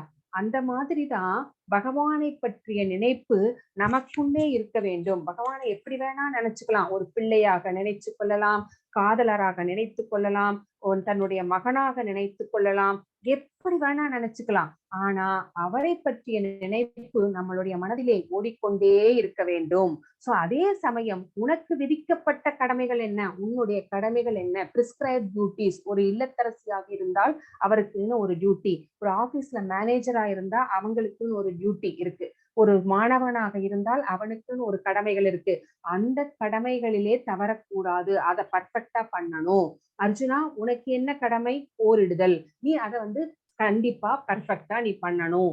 உன்னுடைய செயல்களை எனக்கு அர்ப்பணித்து உன்னுடைய செயல்களுக்கெல்லாம் உன்னையே நீ கர்த்தாவாக எண்ணிக்கொள்ளக் கூடாது. எல்லாத்துக்கும் காரணம் நான் தான் அப்படிங்கிறத உணர்ந்து கொண்டு உன்னுடைய செயல்கள் எல்லாவற்றையும் எனக்கு அர்ப்பணித்து உன்னுடைய மனதையும் புத்தியையும் என்னில் நிலைநிறுத்துவதன் மூலம், சோ நம்மளோட மனசு, நம்மளோட புத்தி, நம்மளுடைய செயல்கள் எல்லாமே, நம்மளுடைய புலன்கள் எல்லாத்தையுமே வந்து பகவானுடைய பக்தியிலே ஈடுபடுத்துவதன் மூலமாக கண்டிப்பாக நீ வந்து என்னை அடைவாய் அப்படின்னு பகவான் வந்து இங்க வந்து கேரண்டி கொடுத்திருக்கிறார் இந்த ஸ்லோகத்துல. அடுத்தது பிரபு. அபியாச யோக யுக்தேன சேதசா நான்யகாமினா பரமம் புருஷம் திவ்யம் யாதி பார்த்தானு சிந்தயன். அபியாச யோக யுக்தேன. அபியாசம் அப்படின்னா பயிற்சி. சோ இந்த முன்னாடி சொன்னார் பாத்தீங்களா, அந்த வழிகள் எல்லாம் ஒரே நாளில் வந்து விடாது. மனசை வந்து அவரை பத்தியே நினைச்சிட்டு இருக்கிறது, செயல்கள் எல்லாம் அவருக்கே அர்ப்பணிக்கிறது, அந்த மாதிரி ஒரே நாள்ல நம்ம வந்து அப்படி சேஞ்ச் பண்ணிட முடியாது. சோ பரமபுருஷ பகவானாக என்னை தியானித்து எப்போதும் தனது மனதை நினைப்பதில் ஈடுபடுத்தி இவ்வழியிலிருந்து சற்றிலும் பிறலாது பயிற்சி செய்பவன் பார்த்தனே நிச்சயமாக என்னை அடைகிறான். சோ பகவான் மேல சொன்ன விஷயங்கள் எல்லாமே வந்து பயிற்சியின் மூலமாக நம்மளுக்கு கைவரும்.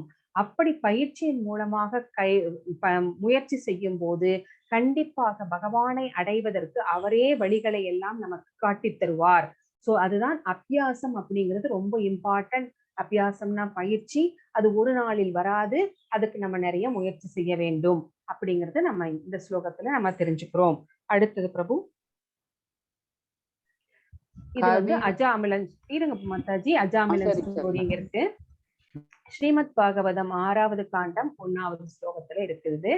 கன்யாகுப்ஜ என்ற ஊரில் அஜாமிலன் என்ற ஒரு பிராமணன் இருந்தான். சோ நான் நானே சொல்லிடுறேன். அஜாமிலன் அப்படிங்கிறவர் வந்து, அஜாமிலன் அப்படின்னா என்ன அர்த்தம் அப்படின்னா, ரொம்ப அற்புதமான ஆத்மா அப்படின்னு அர்த்தம். அஜா அப்படின்னா பிறப்பு இல்லாதவன் இல்லைங்களா, அஜா அப்படின்னா பிறப்பு இல்லாதவன். சோ இந்த அஜாமிலன் அப்படிங்கிறவர் ஒரு நல்ல பிராமண குலத்திலே, ஒரு வேதியர் குலத்திலே பிறந்து, அவருக்கு அம்மா அப்பா எல்லாம் இருக்காங்க, அவருக்கு வந்து கல்யாணம் ஆயிடுச்சு, குழந்தைங்க எல்லாம் இருக்காங்க. அந்த மாதிரி இருந்த அஜாமிலன் என்ன பண்ணார் அப்படின்னா, பூஜை புனஸ்காரங்கள் எல்லாம் நல்லா பண்ணுவார், நல்ல பக்தி செய்வார். சோ அந்த மாதிரி இருந்த ஒரு அஜாமிலன் என்ன ஆச்சு அப்படின்னா, ஒரு நாள் காட்டுக்கு போகிறார். எதுக்கு போறார்? அவங்க வீட்டுல ஏதோ பெரிய ஒரு பூஜை, அதற்கு வேண்டிய பொருள்களை எல்லாம் சேகரித்து கொண்டு வருவதற்காக, பூக்களை சமைத்துக்களை எல்லாம் சேகரித்து கொண்டு வருவதற்காக அஜாமிலன் காட்டுக்கு போகிறார். அந்த காட்டுக்கு போற வழியில அவர் வந்து ஒரு சீனை பார்த்துடுறார். அங்க வந்து ஒரு கொஞ்சம் கூட கலாச்சாரமே இல்லாத ஒரு சூத்திரன் ஒரு வேசியுடன் இணைவதை வந்து பார்த்துடுறார். சோ பார்த்த உடனே அது வந்து அவருடைய மனதிலே பதிந்து விடுகிறது. பதிந்த உடனே அவர் வந்து என்ன ஆனார் அப்படின்னா, காட்டுக்கு பூஜைக்கு வேண்டிய பொருள்களை எடுக்க போனவர் அவர் ஃபேமிலியே மறந்துட்டார். திரும்பி அவர் வந்து ஊருக்கு வரவே இல்லை, வீட்டுக்கு வரவே இல்லை. எந்நேரமும் அவளுடைய நினைவாகவே இருந்தார். கடைசியில எப்படியோ அவளை வந்து போய் சேர்ந்துட்டார். அவளோடையே வாழவும் ஆரம்பித்து விட்டார். சோ இந்த மாதிரி வாழ்ந்து அவருக்கு வந்து 10 பிள்ளைகள் பிறந்தன. அவளோட சேர்ந்து வாழ்ந்த வாழ்க்கையில பழைய வாழ்க்கையை மறந்து விட்டார். அப்புறம் என்னவா மாறிட்டார் அப்படின்னு கேட்டா, அவர் செய்யாத தப்புகளே கிடையாது. கொலை, கொள்ளை, வழிப்பறி, அத்தனையும் பொய், வாயை திறந்தாவே பொய், இந்த மாதிரி அத்தனையும் அதான் சொல்றேனே, செய்யாத தப்புகளே கிடையாது. அந்த மாதிரி வந்து மாறிட்டார். அவருக்கு 80 வயசு ஆகிடுச்சு. அவருடைய இறக்கும் தருவாயில் இருக்கிறார். இப்போ அந்த 10 குழந்தைகளிலே வந்து அவருடைய கடைசி பிள்ளைக்கு நாராயணன் எப்படியோ பேர் வச்சிட்டார். எப்படி வச்சாருன்னு தெரியல, சரிங்களா? அந்த பிள்ளையின் மேல் இவருக்கு கொஞ்சம் பற்று ஜாஸ்தி. சோ அவர் இறக்கும் தருவாயில் இருக்கும் போது அவரை அழைத்து செல்வதற்காக வந்து யமதூதர்கள் வருகிறார்கள். யமதூதர்களை பார்த்த உடனே இவர் பயத்துல என்ன பண்றதுன்னே தெரியாம நாராயணா நாராயணா நாராயணா அப்படின்னு கத்துறார். சோ நாராயணா நாராயணான்னு கத்துன உடனே யமதூதர்கள் எல்லாம் அப்படி நின்றுட்டு இருக்காங்க. உடனே வந்து வேற ஒரு 4 பேர் வர்றாங்க. அவர்களை பார்த்தால் அவ்வளவு அழகாக இருக்கிறார்கள். சோ தங்க நிறத்திலே தக தக தகன்னு மின்னுகிறார்கள். கண்கள் எல்லாம் ஒரு தாமரை மலரை போல இருக்கிறது. சோ யார் இவர்கள் அப்படின்னு பார்த்தா விஷ்ணு தூதர்கள். விஷ்ணு தூதர்கள் வந்து என்ன சொல்றாங்க, யமதூதர்கள் கிட்ட வந்து வாக்குவாதம் செய்கிறார்கள். நீங்க வந்து அவனுடைய உயிரை எடுத்துட்டு போக முடியாது. அவன் வந்து நாராயணா அப்படின்னு பகவானுடைய பெயரை தான் சொல்லி இருக்கிறான் அப்படின்னு சொல்லிட்டு 2 பேத்துக்கும் வாக்குவாதம் வந்து யமதூதர்கள் வந்து இந்த மாதிரி ஒரு தடவை கூட நடந்ததே கிடையாது. நாங்கள் உயிரை எடுக்க வந்துட்டு எடுக்காம போனதே கிடையாது. நீங்கள் என்ன அவ்வளவு பெரியவர்களா அப்படின்னு பெரிய வாக்குவாதம் எல்லாம் நடக்குது. சரி நீங்க போய் உங்களுடைய தலைவரிடமே போய் கேட்டுட்டு வாங்கன்னு சொல்லி அந்த யமதூதர்களை விஷ்ணு தூதர்கள் அனுப்பி விடுகிறார்கள். அந்த யமதூதர்கள் போய் அவர்களுடைய தலைவன் யாரு? யமராஜர். சோ அவர்கிட்ட போயிட்டு இந்த மாதிரி யாரோ 4 பேர் வந்தாங்க. அவங்கள பாக்குறதுக்கு வந்து அவ்வளவு அழகாக இந்த மாதிரி எல்லாம் இருந்தாங்க. 4 கை சுரூபத்துல எல்லாம் இருந்தாங்க அப்படின்னு வந்து சொல்றாங்க. அவங்க யாருமே இல்லை, என்னுடைய தலைவனாகிய விஷ்ணுவு, என்னுடைய தலைவனாகிய பகவான் விஷ்ணுவனுடைய தூதர்கள் அவர்கள். அவங்க அங்க வந்துட்டா, நீங்க அங்க போகவே கூடாது, உங்களுக்கு அங்க வேலையே இல்லை, நீங்க இந்த பக்கம் வந்துருங்கன்னு சொல்லிட்டாரு. சோ இந்த விஷ்ணு தூதர்கள் என்ன பண்றாங்க அப்படின்னா, இந்த அஜாமிலனை அழைத்து கொண்டு போய் ஹரித்வாரத்திலே விடுகிறார்கள். சோ அங்க வந்து அவர் வந்து நாம ஜபம் பண்ணி பக்தி எல்லாம் பண்ணி அந்த நிமிஷத்திலே வந்து அவருக்கு வந்து உரைக்கிறது, நான் எவ்வளவு பெரிய தவறு இழைத்து விட்டேன் அப்படிங்கிறது. சோ அதுக்கப்புறமா பக்தி செஞ்சு பகவானை வந்து அடைந்தார் அப்படின்னு நம்ம இந்த அஜாமலனுடைய கதையை வந்து நம்ம வந்து இந்த ஸ்ரீமத் பாகவதத்திலே வந்து நம்ம பாக்குறோம். அப்படின்னா நம்ம என்ன கடைசி நேரத்துல நாராயணா அப்படின்னு சொல்லிட்டா நம்ம வந்து பகவானை அடைந்து விடலாமா அப்படின்னா இல்ல. அப்படி குதர்க்கமா எல்லாம் கேட்கிறவங்க இருக்கிறாங்க. பட் அப்படி கிடையாது. அவருடைய முன்ஜென்மத்தில் அவர் செய்த பக்தியின் பலனாலதான் நாராயணா அப்படிங்கிற நாமத்தை கூட, அது அபராதமாக இருந்தாலும் கூட, அது வந்து பிள்ளையுடைய பெயரை தான் சொன்னார். ஆனாலும் கூட பகவான் வந்து கருணாசாகரம் இல்லைங்களா, கருணாமூர்த்தி, பரவாயில்ல தப்பா சொன்னா கூட பரவாயில்லன்னு சொல்லி அவர் வந்து என்ன பண்றார், அவருக்கு வந்து மோட்சத்தை கொடுக்கிறார். அப்படிங்கிறது தான் இந்த அஜாமலனுடைய கதை. பிரபு அடுத்தது. இது சொல்லிட்டேன் பிரபு, ஸ்டோரி முடிச்சிட்டேன். அடுத்தது பிரபு. படிங்க மாதாஜி. மியூட் ஆயிடுச்சு. கவிம் புராண மனுஷாஷிதாரம் அனோரணீயாம்ச மனுஷ்மரேத்யஹ சர்வஸ்ய தாதாரமசிந்த்ய ரூபம் ஆதித்ய வர்ணம் தமசபரஸ்தாத். எல்லாம் அறிந்தவர், மிகவும் பழமையானவர், கட்டுப்படுத்துபவர், அணுவை விட சிறியவர், எல்லாவற்றையும் பராமரிப்பவர், எல்லா பௌதீக கருத்துக்களுக்கும் அப்பாற்பட்டவர், புரிந்து கொள்ள முடியாதவர், ரூபமுடைய நபர், சூரியனை போன்று பிரகாசமானவர், ஜட இயற்கையை கடந்த உன்னதமானவர் என்று பரமபுருஷரை ஒருவன் தியானம் செய்ய வேண்டும். நம்ம பகவானை வந்து எப்படி தியானம் செய்ய வேண்டும், அவரை பற்றி என்னென்னலாம் நினைச்சுக்கணும் அப்படின்னு வந்து இங்க சொல்றாங்க. எல்லாம் அறிந்தவர், அவருக்கு தெரியாதது எதுவுமே இல்லை. அவருக்கு ஸ்பானிஷ், ஜெர்மன் எல்லாமே தெரியும். அது மட்டும் கிடையாது, எல்லா விஷயங்களும். ஏன்னா அவரை விட மிகப்பெரிய விஞ்ஞானி கிடையாது, அவரை விட மிகப்பெரிய ஆர்கிடெக்ட் கிடையாது, அவரை விட மிகப்பெரிய அட்வொகேட் கிடையாது, அவரை விட மிகப்பெரிய டாக்டர் கிடையாது. சோ எல்லாமே தெரிந்தவர். சோ அவருக்கு தெரியாத விஷயங்கள் அப்படின்னு எதுவுமே கிடையாது. அவரை விட பழமையானவர் அப்படிங்கிறவங்களும் யாரும் கிடையாது. சோ இந்த படைப்பின் ஆரம்பத்திலிருந்தே இருப்பவர். சோ அதனால மிகவும் பழமையானவர். கட்டுப்படுத்துபவர், கண்ட்ரோலர். சோ 33 கோடி தேவர்களை மட்டும் கிடையாது, எல்லாவற்றையுமே வந்து கட்டுப்படுத்துபவர். அவருடைய ஆணைக்கு கட்டுப்பட்டுதான் எல்லாமே நடக்கிறது. ஒரு புல் பூண்டு அசைனம் கூட அவருடைய ஆணை தேவை, இல்லாம அசைக்க முடியாது. சோ அணுவை விட சிறியவர். அணுவே ரொம்ப ரொம்ப ஆட்டம்ஸே ரொம்ப ரொம்ப குட்டி.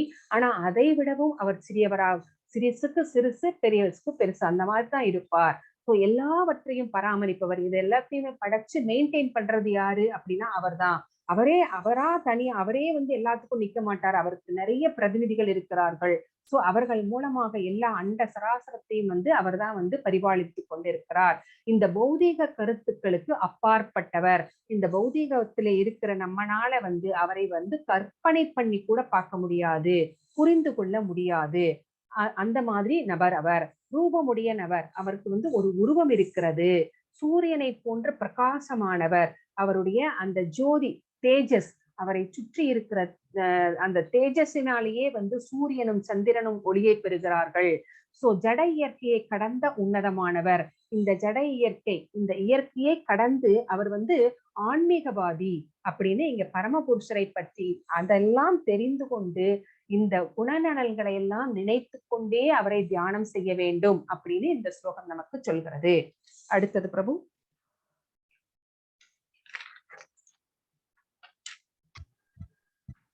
விலாச விரிவாக்கம். பூமி பிரம்மாவை பார்க்க சென்று அசுர மன்னர்கள் மூலம் ஏற்பட்ட பேரிடர்களை கூறினார். பூமாதேவி வந்து ஒரு தடவை பிரம்மாவை பார்க்க போறாங்க. அசுரர்களுடைய அதர்மம் வந்து ரொம்ப ஜாஸ்தி ஆயிடுச்சு. அவங்க வந்து செய்யற பாவங்களுக்கு அளவே இல்லை.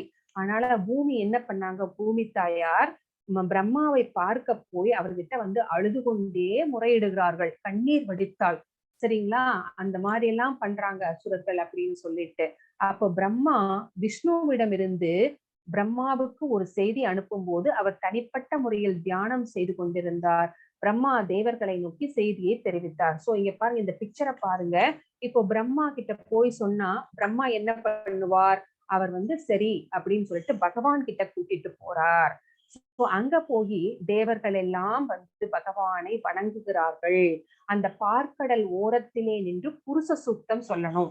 அப்படி புருஷ சூக்தம் சொல்லும் போதுதான் பகவான் வந்து அந்த பார்க்கடல்லே ஆதிசேஷன் மேல பள்ளி கொண்டிருப்பார். அவர் போனோன்னு எல்லாம் தெரிஞ்சிராது. அந்த மாதிரி புருஷ சூக்தம் சொல்லி அவரை முறையாக வழிபடும் போது பகவான் வந்து அவங்களுக்கு காட்சி கொடுத்து அவங்களுக்கு என்ன சொல்யூஷன் செய்யணுமோ அதை வந்து சொல்லுவார். சோ தியானம் செய்ததுக்கு அப்புறமாக பிரம்மா வந்து பகவான் வந்து தோன்றுகிறார். பிரம்மா தோன்றி அவருக்கு வந்து சொல்யூஷன் சொல்றாங்க. சோ இந்த மாதிரிதான் பகவான் இப்ப வந்து மோடிஜி பிரைம் மினிஸ்டர், இந்த மாதிரி மினிஸ்டர்ஸ் எல்லாம் இருக்காங்க இல்லைங்களா, அவங்கள பார்க்கணும்னா நம்ம நேரடியா போய் பார்க்க முடியாது. அதுக்குன்னு நிறைய விஷயங்கள் இருக்கு. யாருக்கிட்ட போகணும் இல்லைங்களா, அதுக்கு முன்னாடி யாரை பார்க்கணும், அந்த மாதிரி நிறைய விஷயங்கள் எல்லாம் இருக்கு. அதையெல்லாம் முடிச்சுட்டு தான் அப்புறமா தான் அப்பாயின்மெண்ட் கிடைச்சாதான் போய் பார்க்க முடியும். மனுஷங்களுக்கே இப்படின்னா பகவானை பார்ப்பதற்கு அவ்வளவு சீக்கிரமா போய் பார்த்துடலாம் முடியாது. அதை சொல்லுகின்ற பிக்சர்ஸ் தான் இது. அடுத்து விலாச விரிவாக்கம். விலாச வகை முதல் 4 விரிவுகள், அதாவது பகவானிடமிருந்து தோன்றியவர்கள் தான் விஷ்ணு. 3 விஷ்ணுக்கள் தோன்றினார்கள். சோ அந்த மாதிரி அது மட்டும் கிடையாது. வசுதேவர், சங்கர்ஷ்ணர், பிரத்யும்னர், அனிருத்தர், இவங்க எல்லாருமே வந்து பகவான் கிட்ட ஃபர்ஸ்ட் பகவான் கிட்ட இருந்து பலராமர் தோன்றினார். அதுக்கப்புறமா இவங்க எல்லாம் வசுதேவர், சங்கர்ஷ்ணர், பிரத்யும்னன், அனிருத்தர் எல்லாம் தோன்றினார்கள். சோ இவங்க எல்லாருமே வந்து பகவானுக்கு என்ன ஆற்றல்கள் இருக்கிறதோ அதே ஆற்றல்கள் சமமாக இவர்களுக்கும் இருக்கிறது. அதுதான் வந்து சொல்றாங்க. ஆனா இதுக்கப்புறம் வர்ற இன்கார்னேஷன்ஸ்க்கெல்லாம் வந்து இவ்வளவு பகவானுடைய ஆற்றல்கள் அப்படியே இருக்கும் அப்படின்னு வந்து சொல்ல முடியாது. அது வந்து ஆற்றல்கள் கொஞ்சம் கம்மியா இருக்கும் அவருடைய விரிவங்கங்களுக்கு அப்படின்னு நம்ம தெரிஞ்சுக்கிறோம். அடுத்தது பிரபு படிங்க மாதாஜி. அன்மியூட் படிக்கிறேன் மாதாஜி. பிரயாண காலே மனசாசலேன பக்தியா யுக்தோ யோக மாதாஜி பலேன 8.15 மாதாஜி. 8. மாம் உபேத்ய புனர்ஜன்ம 15 சரி. மாவுபேத்ய புனர்ஜன்ம துக்காலயமசாஸ்வதம் நாப்னுவந்தி மகாத்மானம் சம்சித்திம் பரமாங்கதாக. பக்தியில் யோகிகளான மகாத்மாக்கள் என்னை அடைந்த பிறகு முற்றிலும் துன்பம் நிறைந்த இந்த தற்காலிக உலகத்திற்கு திரும்பி வருவதே இல்லை. ஏனெனில் அவர்கள் மிக உயர்ந்த பக்குவத்தை அடைந்து விட்டனர். சோ மகாத்மாக்கள் ஆவதே வந்து ரொம்ப ரொம்ப அரிது இல்லைங்களா. நம்ம போன இதுல பார்த்தோம், ஆயிரக்கணக்கானவர்களில் ஒருவர் தான் என்னை பக்குவம் அடைய முயற்சி செய்கிறார்கள். அப்படி பக்குவம் அடைந்த பலாயிரக்கணக்கான பேர்கள்ல யாரோ ஒருத்தர் தான் என்னை பற்றி முழுமையாக அறிந்து கொள்கிறார்கள். அது வந்து ரொம்ப ரொம்ப ரேர் அப்படின்னு சொல்லிட்டாரு. அப்படிப்பட்ட மகாத்மா யாராவது இருந்தா அந்த மகாத்மாக்கள் என்னை வந்து அடைகிறார்கள். ஸோ ஒன்ஸ் அவங்க வந்து கோலோக பிருந்தாவனத்துக்கு போயிட்டா அவங்களுக்கு வந்து மறுபடியும் பிறப்பும் கிடையாது, இறப்பும் கிடையாது. பகவானுடைய அந்த 4 கை சொரூபம் மாதிரியே அவங்களுக்கும் ஒரு சொரூபம் கிடைக்கும். அந்த சொரூபத்துல பகவானுக்கு அங்க வந்து அவர்கள் பக்தி தொண்டு ஆற்றிக்கொண்டு இருக்கலாம். அங்கே எல்லாமே வந்து ரொம்ப சந்தோஷமா இருப்பாங்க, பகவானுக்கு சர்வீஸ் பண்ணிக்கிட்டு. அவங்களுக்கு வந்து அங்க பொய் கிடையாது, தப்பு எல்லாம் செய்ய மாட்டாங்க, எல்லாமே எல்லாத்துக்கும் நிறைய கிடைக்கும். சோ அங்க வந்து சந்தோஷத்தை தவிர வேற எதுவுமே கிடையாது. அப்படிப்பட்ட உலகிற்கு சென்றவர்கள் வந்து மிகவும் பக்குவத்தை அடைந்து விட்டவர். பக்குவம் அடைஞ்சா மட்டும்தான் அந்த உலகத்துக்கே போக முடியும். சோ அதை சொல்லுகின்ற ஸ்லோகம் தான் இந்த 15வது ஸ்லோகம். அடுத்தது பிரபு படிங்க மாதாஜி. ब्रह्म भुवनान् लोकाः पुनरावृत्तिनोऽर्जुन मामुपेत्यतु कौन्तेय पुनर्जन्म न विद्यते. ஜட உலகின் மிக உயர்ந்த லோகத்திலிருந்து மிகவும் தாழ்ந்த லோகம் வரை அனைத்தும் பிறப்பும் இறப்பும் மாறி மாறி நடைபெறும் துன்பம் நிறைந்த இடங்களே. சோ மிக உயர்ந்த இடம் எது அப்படின்னு கேட்டா ஜட உலகத்துல பிரம்மலோகம். சோ மிக தாழ்ந்த லோகம் எது அப்படின்னா பாதாள லோகம். சோ இந்த 2 அங்கிருந்து இங்க வரைக்குமே 7 14 லோகங்கள். இந்த 14 லோகங்கள்லயும் பிறப்பு இறப்பு அப்படிங்கிறது நடந்துகிட்டேதான் இருக்கும். இந்த 14 லோகங்கள்ல எந்த லோகத்துக்கு போனாலும் பிறக்கணும் இறக்கணும், பிறக்கணும் இறக்கணும். சோ இந்த மாதிரி துன்பம் நிறைந்த வாழ்க்கையை தான் வாழ்ந்து கொண்டு இருக்க வேண்டும். ஆனால் குந்தியின் மகனே, என்னுடைய இடத்தை அடைபவன் மறுபடியும் மறுபிறவி எடுப்பது இல்லை. கோலோகத்தை அடைந்தவன், பகவானுடைய திருநாட்டை அடைந்தவனுக்கு மறுபடியும் பிறப்பு என்பது கிடையாது. சோ இந்த பூலோகத்துல பிறந்தா கூட இது கலவரம் நிறைந்த ஸ்வர்க்கம். ஸ்வர்க்கத்துக்கு போனா கூட அது வந்து நம்ம புண்ணிய பலன்கள் தீர்ந்த பிறகு மறுபடியும் பிறப்பெடுத்து இந்த பூமிக்குத்தான் வர வேண்டி இருக்கும்.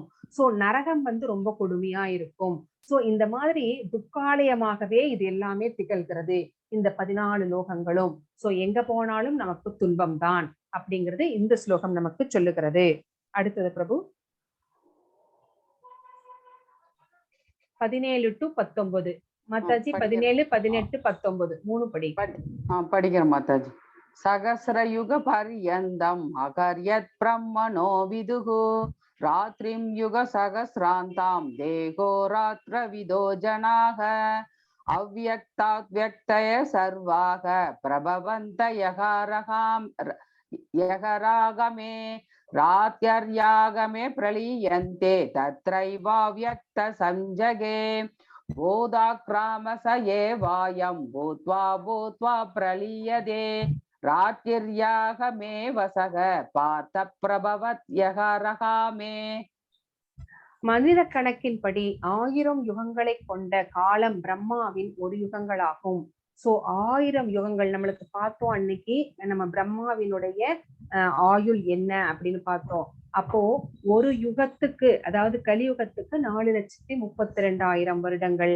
அதனுடைய 2 மடங்கு அடுத்தது துவாபர யுகம், அதனுடைய 3 மடங்கு திரேதா யுகம், அதனுடைய 4 மடங்கு வந்து சத்தியுகம்.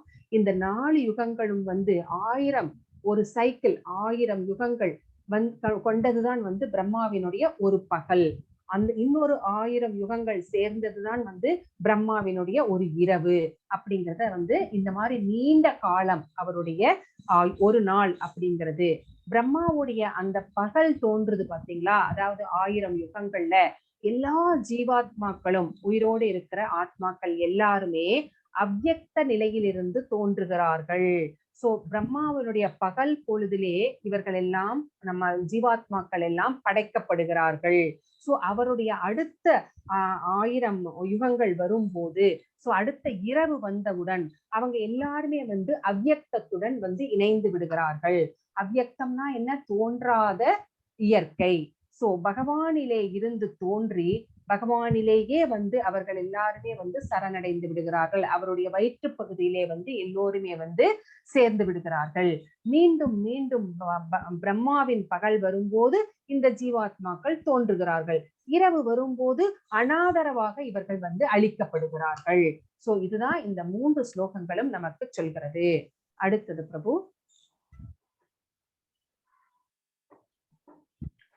20th படிங்க மாதாஜி. படிக்கிறேன் மாதாஜி. யச சர்வேஷு பூதேஷு நஷ்யத்சு ந வினஷ்யதி சாரி மாதாஜி படிக்கிறேன். பரஸ்தஸ்மாத்து பாவோன்யோ வியக்தோ வியக்தாத் சனாதனக யசஸ் சர்வேஷு பூதேஷு நஸ்யத்சு ந வினஹ்யதி. இருப்பினும் தோன்றி மறையும் இந்த ஜடத்திற்கு அப்பால் நித்தியமானதும் திவ்யமானதுமான மற்றொரு தோன்றாத இயற்கையுள்ளது. அது பரமமானது, என்றும் அழிவடையாதது.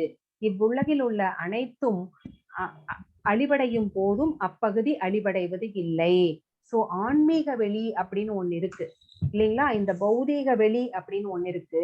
இந்த பௌதீக வெளிதான் என்ன ஆயிடும் அப்படின்னா அழிந்து விடும். ஆனா அழியாத ஒரு இருப்பிடம் ஒன்று இருக்கிறது ஜடத்திற்கு அப்பால். அது நித்தியமானது. நித்தியம்னா நிரந்தரமானது, திவ்யமானதுன்னா தெய்வீகமானது.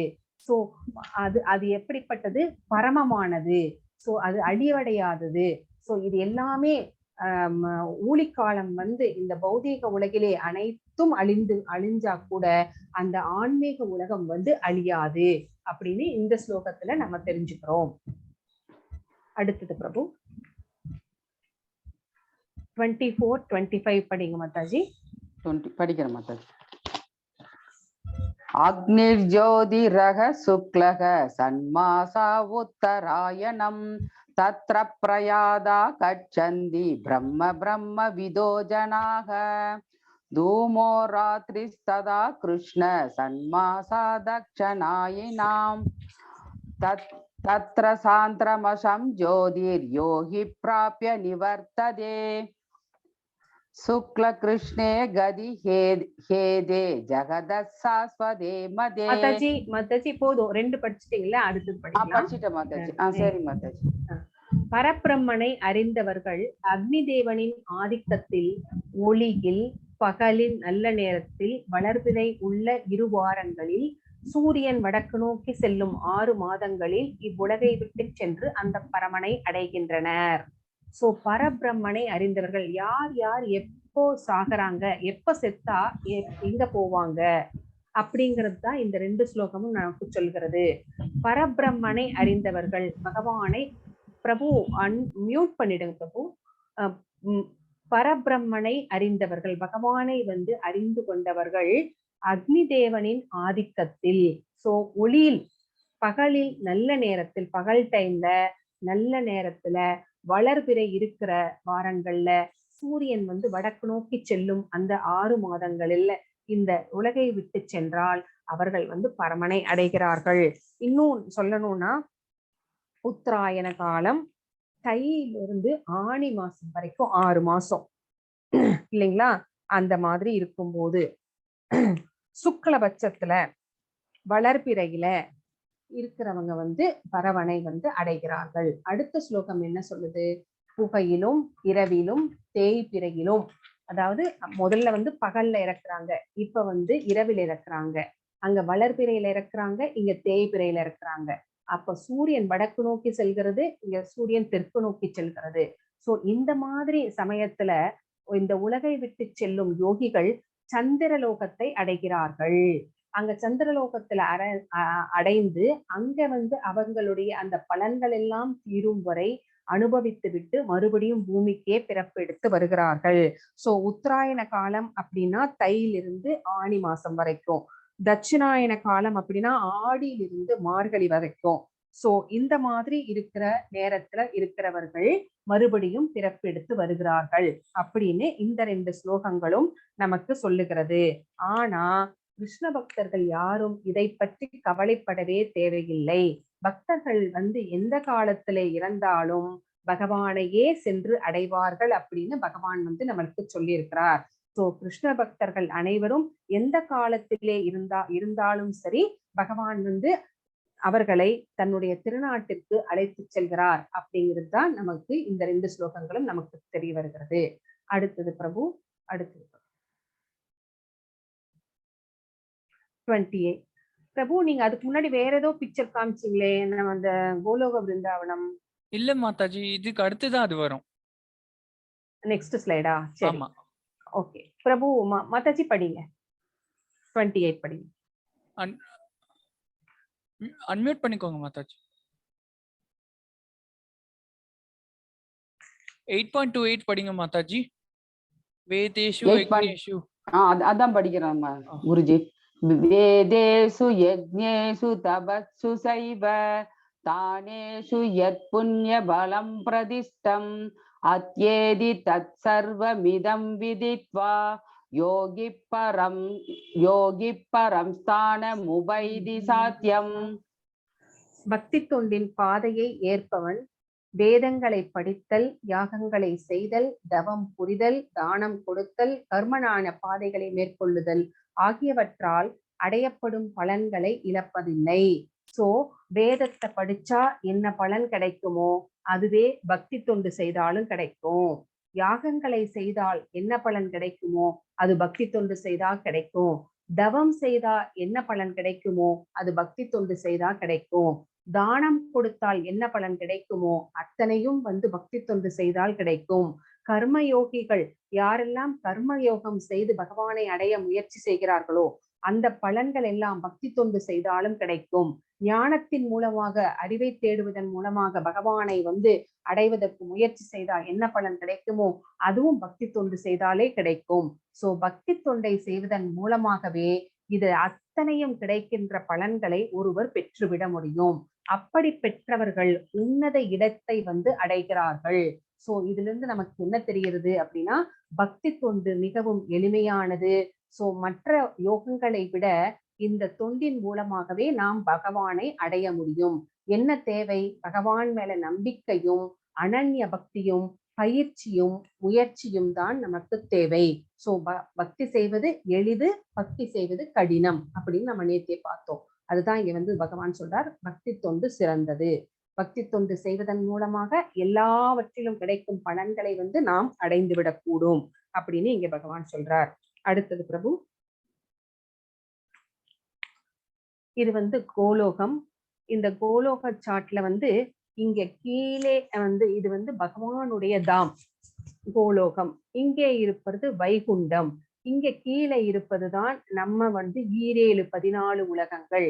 இது எல்லாம் என்ன அப்படின்னு நம்ம தனித்தனியா பார்க்கலாம். பிரபு ஜூம் பண்ண முடியுங்க, இல்லாட்டி அடுத்த ஸ்லைடு எடுக்கோங்க, அதுல பெருசா கொடுத்திருப்பாங்க. இது பகவானுடைய கோலோகம். இங்க யார் வசிக்கிறார்கள் அப்படின்னா கிருஷ்ணரும் ராதா ராணியும் வசிக்கிறார்கள். இங்க இருக்கிறதெல்லாம் யாரு அப்படின்னா, நீங்க உங்களுக்கு இது கொடுத்திருப்பாங்க அந்த பிக்சர்ல இல்லைங்களா, ஸ்டடி மெட்டீரியல்ல. அதை போய் நீங்க ஜூம் பண்ணி பாத்தீங்கன்னா லலிதா, விஷாகா, கோபகோபியர்கள் சரிங்களா, இங்க எல்லாருமே இருக்கிறார்கள். இந்த கோலோக விருந்தாவனம் தான் ஆன்மீக வெளியின் மிக உன்னதமான இடம், பகவான் வசிக்கும் இருப்பிடம். இதற்கு 4 வாயில்கள் இருக்கிறது. அந்த 4 வாயில்களுக்கும் ஒரு பேர் இருக்கிறது. அந்த 4 வாயில்களையும் காத்து கொண்டிருப்பவர்கள் யார் யார் அப்படிங்கிறதையும் இங்க கொடுத்திருக்கிறார்கள். சோ அதையும் நீங்க போய் பார்த்து தெரிஞ்சுக்கலாம். பிரபு இது இருக்கான்னு பாருங்க உங்களோட கோர்ஸ் மெட்டீரியல்ல. அப்படி இல்லைன்னா இவங்களுக்கு கொஞ்சம் இதை அனுப்புங்க பிரபு. ஓகே. இந்த கோலோக பிருந்தாவனத்திலே துவாரகா இருக்குது, பூரி ஜெகநாதர் அந்த கோயில் இருக்கிறது, மதுரா இருக்கிறது. சோ இந்த மாதிரி எல்லாமே இங்கேயும் இருக்கிறது. அடுத்தது பிரபு, நெக்ஸ்ட் ஸ்லைட் போங்க பிரபு. இது அதுக்கும் கீழே ஃபர்ஸ்ட் கோலோகம், அதுக்கு கீழே இருப்பது வைகுந்தம். இந்த வைகுந்தத்திலே நாராயணர் மகாலட்சுமி தாயாரோட இங்க இருக்கிறாங்க. சோ அங்க இருக்கிற அவங்களேதான், அந்த கோபகோபியர்களேதான் அவங்களேதான் இங்க வேற பேர்ல இருப்பாங்க. சோ இங்க ஜெய விஜய, இந்த வாயில் காப்பவர்கள் யார் அப்படின்னு பார்த்தா ஜெய விஜய அப்படின்னு பேரு, சண்டா பிரச்சண்டா அப்படிங்கறதெல்லாம் இருக்கும். சோ இங்க பாருங்க, இந்த 4 வாயில்களுக்கும் ஒரு பேர் கொடுத்திருக்கிறாங்க. வாமனா, குமுதாக்ஷா அப்படிங்கிற பெயர்கள் எல்லாமே இருக்கும். சோ இதுவும் அதே மாதிரிதான். சோ இதுக்கும் கீழே என்ன இருக்கு அப்படின்னு நம்ம பார்க்கலாம். அடுத்தது இங்க இருக்கிறது தான் அதுக்கு கீழே பாருங்க, இதுதான் வைகுண்டத்தினுடைய அந்த கடைசி பகுதி. சோ இங்க இது விண்வெளி, இதனுடைய ஆன்மீக வெளியை இந்த முடிகிறது. சோ இதுக்கு என்ன பேரு? பிரம்ம ஜோதி அப்படின்னு பேரு. இங்க காரணக்கடல், இந்த ப்ளூ கலரா இருக்கிறது விரஜா நதி. விரஜா நதி சரிங்களா, இங்க இருக்குது. சோ இங்க இந்த காரண கடலிலே இங்கே விஷ்ணு ஒருத்தர் மிதந்து கொண்டிருக்கிறார். இவருக்கு பாருங்க ஆதிசேஷன் கிடையாது, மகாலட்சுமி தாயாரும் கிடையாது, மொத்தம் 3 விஷ்ணு. சரிங்களா? சோ இவர் வந்து காரணோதக சாயி விஷ்ணு. சோ இந்த காரணக்கடலிலே மிதந்து கொண்டிருக்கிறார். இவருடைய மூச்சுக்காற்றிலே இருந்து நிறைய இந்த கோல்டன் பால்ஸ் மாதிரி வருது பாருங்க, இதெல்லாம் அண்டங்கள். இவருடைய மூச்சுக்காற்றிலே இருந்து நிறைய அண்டங்கள் வந்து பிறந்து அப்படியே மிதந்து கொண்டிருக்கிறது. சோ இங்க வந்து இருப்பவர் யார் அப்படின்னு பார்த்தா லார்ட் சிவா, ருத்ரர். சரிங்களா? இங்க வந்து மகாலட்சுமி தாயார், இவங்க கூட இல்ல, தனியா இங்க இருக்கிறாங்க. இது வந்து மாயா, அதாவது துர்கா தேவி. சோ இதுதான் வந்து இந்த காரணக்கடலிலே யார் இருக்கிறார்கள் அப்படிங்கிறதுக்காக நம்ம இந்த பாக்குறோம். இது என்ன அப்படின்னு கேட்டீங்கன்னா, இந்த பாலையே வந்து கிராஸ் செக்ஷன் பண்ணோம்னு வச்சுக்கோங்க, நடுவுல ஒரு தேங்காயை உடைக்கிற மாதிரி உடைச்சோம் அப்படின்னு வச்சுக்கோங்களேன். அப்படி பார்த்தோம்னா இது வந்து நம்ம தெரியும். இது என்ன லைன் லைனா லேயர் லேயரா இருக்கு அப்படின்னு கேட்டீங்கன்னா, மனம் புத்தி அகங்காரம் பார்த்தோம் இல்லைங்களா, மகத்தத்துவா அப்படின்னு சொல்லப்படுகிறது. இது எல்லாம் என்னன்னு பாத்தீங்கன்னா, அந்த 8 இருக்கு இல்லைங்களா, நம்ம நேற்று பார்த்தோம் இல்லைங்களா, அந்த 8 ஆக்கப்பட்டது. எதெல்லாம் சொல்லுங்க பார்க்கலாம். 8 என்னிடமிருந்து பிரிந்த ஜடசக்திகள் அப்படின்னு சொன்னாரு பகவான். பிரபு இதை பண்ணுங்க மாதாஜி. இத கொஞ்சம் ஜூம் பண்ண முடியுதா பிரபு? இந்த ட்ரை பண்றேன் மாதாஜி. மாதாஜி சொல்லுங்க பிரபு, சொல்லுங்க மாதாஜி. நிலம், நீர், நெருப்பு, ஆகாயம், நிலம், நீர், நெருப்பு, ஆகாயம், அப்புறம் காற்று, காற்று, இது 5. அப்புறம் மனம், புத்தி, அகங்காரம். இதெல்லாம் வந்து 8 வந்து கடவுள் கிட்ட இருந்து பகவான் கிட்ட இருந்து பிரிஞ்ச சக்திகள். அந்த கரெக்டா சொன்னீங்க பிரபு, கரெக்டா சொன்னீங்க மாதாஜி. இந்த வந்து இங்க வந்து மக தத்துவமாக ஒவ்வொரு லேயரா வந்து இங்க வந்து இருக்கிறது. பிரபு இல்லைன்னா விட்டுடுங்க பிரபு. பண்ண முடியல மாதாஜி. சரி, ஓகே. சோ இங்க ஒரு விஷ்ணு பார்த்துட்டோம் இல்லைங்களா. இங்க இருக்கிற விஷ்ணு வந்து இங்க பாருங்க, இவருக்கு வந்து ஆதிசேஷன் இருக்கு, மகாலட்சுமி தாயார் இருக்காங்க. ஆனா இங்க இல்ல. ஆனா இங்க வந்து அவருடைய தொப்புள்ள இருந்து, நாபிக் கமலத்திலே இருந்து ஒரு தாமரை தண்டு வருகிறது. அந்த தாமரை தண்டு மேல வந்து பிரம்மா இருக்கிறார். சரிங்களா? இங்கதான் வந்து ஒரு உலகங்களும் இருக்கிறது. என்னென்ன உலகங்கள் இருக்கிறது அப்படின்னு நம்ம பார்த்தோம் அப்படின்னா, கீழே வந்து பிரபு இது கொஞ்சம் அடுத்த ஸ்லைடுக்கு போங்க பிரபு. இதை தனியா போட்டிருக்காங்களான்னு பார்க்கலாம். ரொம்ப சின்னதா இருக்கு லெட்டர்ஸ்.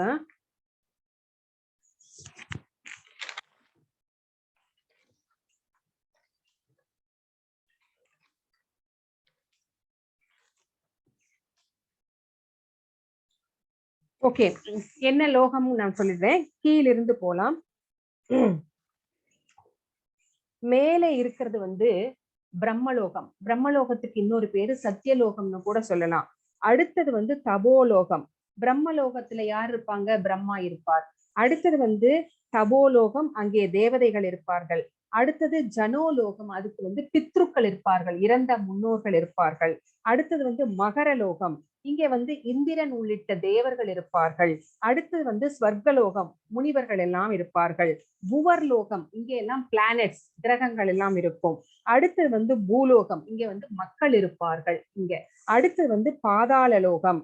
பாதாள லோகமும் வந்து அங்க வந்து 6 இருக்கு. சரிங்களா? அது என்னென்ன அப்படின்னு கேட்டீங்கன்னா, அதல, விதல, சுதல, தலாதல, மகாதல, பாதாள, ரசதல. சோ அதலத்துல வந்து காமுகர்கள் இருப்பார்கள், காமம் நிறைந்த அசுரர்கள் இருப்பார்கள். விதலத்துல அரக்கர்கள் இருப்பார்கள். சுதலத்துல மகாபலி இருக்கிறார், மகாபலி சக்கரவர்த்தி தெரியும் இல்லைங்களா. அடுத்த தலாதளத்துல மாயாவிகள் இருக்கிறார்கள், பிளாக் மேஜிக் எல்லாம் செய்வாங்க இல்லையா அவங்க. அடுத்த மகாதளத்துல அசுரர்கள் இருக்கிறார்கள். பாதாளத்துல வாசுகி, அந்த பாம்பு வசிக்கிறது. ரசாதலத்துல அசுர குருக்கள் வசிக்கிறார்கள். சோ இந்த மாதிரி 14 உலகங்கள், மேல 17, கீழே 7, மொத்தம் 14 உலகங்கள். நடுவுல இருக்கிறது தான் பூலோகம். சோ இந்த மாதிரி 7 உலகங்களும் வந்து படைக்கப்பட்டிருக்கிறது. சோ இன்னொருத்தர், இவர் வந்து கர்ப்போதகா, இது வந்து கர்ப்போதக சாகி விஷ்ணு. இன்னொருத்தர் இருக்கிறார், அவர் என்ன பண்றார் அப்படின்னா சீரோதக சாகி விஷ்ணு. அவர்தான் வந்து எல்லாருடைய மனதிலும் பரமாத்மாவாக இருக்கிறார். இப்படி 3 விஷ்ணுக்கள், காரோதக சாயி விஷ்ணு, கர்ப்போதக சாயி விஷ்ணு, சீரோதக சாயி விஷ்ணு. பிரபு அடுத்தது போங்க. இது கோர்ஸ் மெட்டீரியல்ல இருக்கு மாதாஜி, கோலோகா இருக்கா? ஓகே ஓகே, அப்ப பாத்துக்குவாங்க பிரபு. ஓகே, இது வந்து கிருஷ்ண லீலை, இது நம்மளுக்கு தெரிஞ்சதுதான் இல்லைங்களா? அவர் என்னென்ன லீலைகள் எல்லாம் பண்ணுவார் அப்படிங்கிறது தெரியும் நம்மளுக்கு. இல்ல பாருங்களேன், எப்படி எல்லாம் வந்து வெண்ணெய் 9 லட்சம் மாடு இருக்கு அவங்க வீட்டுல. 9 லட்சம் மாடு, அதுலயும் யசோதா அம்மா அதுக்கு தனியா சில பசுக்களை தேர்ந்தெடுத்து அதுக்கு தனியான உணவு வகைகள் வேற வேற பிளேவர்ல வந்து பகவானுக்கு வந்து வெண்ணெய் தரணும்னு சொல்லிட்டு அதுக்கு தகுந்த மாதிரி ஃபுட் அந்த பசுக்களுக்கு கொடுப்பாங்களாம். சோ அந்த மாதிரி கொடுத்தா கூட அதையெல்லாம் விட்டுட்டு போய் பக்கத்து வீட்டுல அக்கம் பக்கத்து வீட்டுல எல்லாம் போய் வெண்ணெய் திருடி சாப்பிடுவாராம். ஏன் அப்படின்னா அதனால அவங்க வந்து அங்க பிறந்த கோபியர்கள் எல்லாம் சாதாரண மனிதர்கள் கிடையாது. அவர்கள் எல்லாமே வந்து முனிவர்கள், முனிபொங்குவர்கள். அவங்கதான் வந்து கோபியர்களாக பிறந்தார்கள். அவர்களை வந்து சந்தோஷப்படுத்த வேண்டும். சும்மா பொய்க்கோபம் அதெல்லாம். இவன் வந்து வெண்ணைய திருடிட்டான், பானைய உடைச்சிட்டான் அப்படிங்கறதெல்லாம் வந்து சும்மா. ஆனா அவங்க மனசுக்குள்ள அவ்வளவு சந்தோஷம். சோ அவங்களை சந்தோஷமா வச்சிருக்கணுங்கிறதுக்காக தான் அவர் வந்து இந்த மாதிரி லீலைகள் எல்லாம் செய்கிறார் அப்படிங்கிறது நம்மளுக்கு தெரியும். ஸ்ரீமத் பாகவதம் படிக்கும் போது நீங்க தெரிஞ்சுப்பீங்க இந்த ஸ்டோரிஸ் எல்லாமே. சோ அவர் திருடி அவர் மட்டும் சாப்பிட மாட்டார். என்ன பண்ணுவார்? குரங்கு, அணிலு, மானு அத்தனைக்கும் கொடுப்பார். பூனைக்கு எல்லாத்துக்கும் கொடுத்துட்டு தான் சாப்பிடுவார். சோ அந்த மாதிரி அவருடைய லீலைகள் வந்து நமக்கு கேட்க கேட்க அழுக்கவே அழுக்காது. சோ கேட்டுக்கொண்டே இருக்கலாம், இன்னும் இன்னும் அப்படின்னு தான் நினைப்போமே தவிர நம்மளுக்கு வந்து ஒரு அலுப்பு தட்டவே தட்டாது. ஆனா ஏதாவது ஒரு மூவி போனோம்னு வச்சுக்கோங்களேன், அந்த மூவி வந்து பவர் கட்டா? ஓகே ஓகே ஓகே ஓகே பிரபு, நோ ப்ராப்ளம். ரெக்கார்டிங் இருக்கே பிரபு. ஓகே சோ மாதாஜி, சீக்கிரமா இது ஆயிடும். ஓகே ஓகே சரி சரி பிரபு, அடுத்த ஸ்லைடுக்கு போங்க. இதுல வந்து என்னன்னா குலசேகர ஆழ்வார் இவர் என்ன சொல்றார் அப்படின்னா, மரணம் ஏற்படும் சமயத்தில் கிருஷ்ண விதீய பத பங்கஜ பங்கராந்த மத்யைவமே விசது மானச ராஜஹம்ச பிராண பிரயாண சமயே கபவாத பித்தை கண்டாவரோத விதௌ ஸ்மரணம் குதஸ்தே. என்ன சொல்றார் குலசேகர ஆழ்வார் தன்னுடைய முகுந்தமாலா ஸ்தோத்திரத்துல, மரணம் ஏற்படும் சமயத்திலும் உன் திருவடிகளையே சிந்தனை செய்கிறேன் என்று சொன்ன ஆழ்வாருக்கு ஒரு சந்தேகம் வந்தது.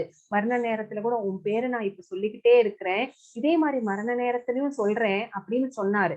ஆனா அவருக்கு ஒரு டவுட் வந்துருச்சு.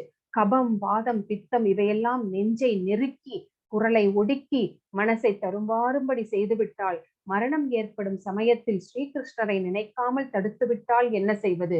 இந்த மாதிரி எல்லாம் உடம்பு வந்து ஒத்துழைக்கலைன்னா நான் வந்து மரண நேரத்துல பகவான் பேரை சொல்லாம விட்டுருவேன். அதனால என்ன நீ இப்பவே எடுத்துக்கோ, நான் இப்பவே இறக்க தயாரா இருக்கிறேன். பெருமாளே, என்னை வந்து இறக்க தயாரா இருக்கேன். உன் பாத கமலங்களிலே வந்து தாமரை தண்டில் உள்ள அன்னத்தை போல என்னை வந்து சேர்த்துக்கோங்க, நான் இறக்குறேன், இப்பவே இறக்குறேன் அப்படின்னு வேண்டறார் குலசேகர ஆழ்வார். அது சொல்ற ஸ்லோகம் தான் இது. அடுத்தது பிரபு. இந்த அத்தியாயத்தினுடைய சுருக்கம். அர்ஜுனனுடைய 8 கேள்விகள் என்ன அப்படின்னு பார்த்தோம். பிரம்மம்னா என்ன, அத்தியாமம்னா என்ன, பலநோக்கு செயல்கள் என்ன அப்படிங்கறதெல்லாம், ஆதி பூதம், ஆதி தெய்வம், ஆதி யக்னம் அப்படிங்கிறதுக்கெல்லாம் வந்து பகவானும் அது வந்து பதிலளித்தார். அப்ப இறக்க போற நேரத்துல வந்து எப்படி வந்து உங்களுடைய நினைவு வைத்துக் கொள்வது அப்படிங்கிறதுக்கும் அவர் வந்து பதில் சொன்னார். யோகமிஸ்ரா பக்தியால் கிருஷ்ணாவை நினைவு கொள்வது எப்படி அப்படிங்கிறதுக்கும் அவர் வந்து பதில் சொன்னார். சோ பொருள் உலகம் மற்றும் ஆன்மீக உலகம் ரெண்டுத்துக்கும் என்ன டிஃபரன்ஸ் அப்படிங்கிறதையும் நம்ம பார்த்தோம். கிருஷ்ணரை அடைவதில் பக்தியினுடைய உச்சநிலை என்ன அப்படிங்கிறதையும் நம்ம பார்த்துட்டோம். சோ இதுதான் இந்த அத்தியாயம் 8 சுருக்கம். விஜயகுமாரி மாதாஜி அன்மியூட் பண்ணுங்க, அந்த ஸ்லோகம் வாசிச்சு விட்டோம் அவங்க. பிரபு, ஹரே கிருஷ்ணா. பண்ணிட்டேன் மாதாஜி. விஜயகுமாரி மாதாஜி படிங்க. ஓம் தத் சதிதி ஸ்ரீமத் பகவத்கீதாசு உபனிஷத்து பிரம்ம வித்யாயாம் யோக சாஸ்திரே ஸ்ரீ கிருஷ்ணார்ஜுன சம்வாதே அக்ஷர பிரம்ம யோகோ நாம அஷ்டமோத்யாயகா. ஹரே கிருஷ்ணா மாதாஜி. ஹரே கிருஷ்ணா மாதாஜி, தேங்க்யூ. பிரபு ரெக்கார்டிங் ஸ்டாப் பண்ணிருங்க.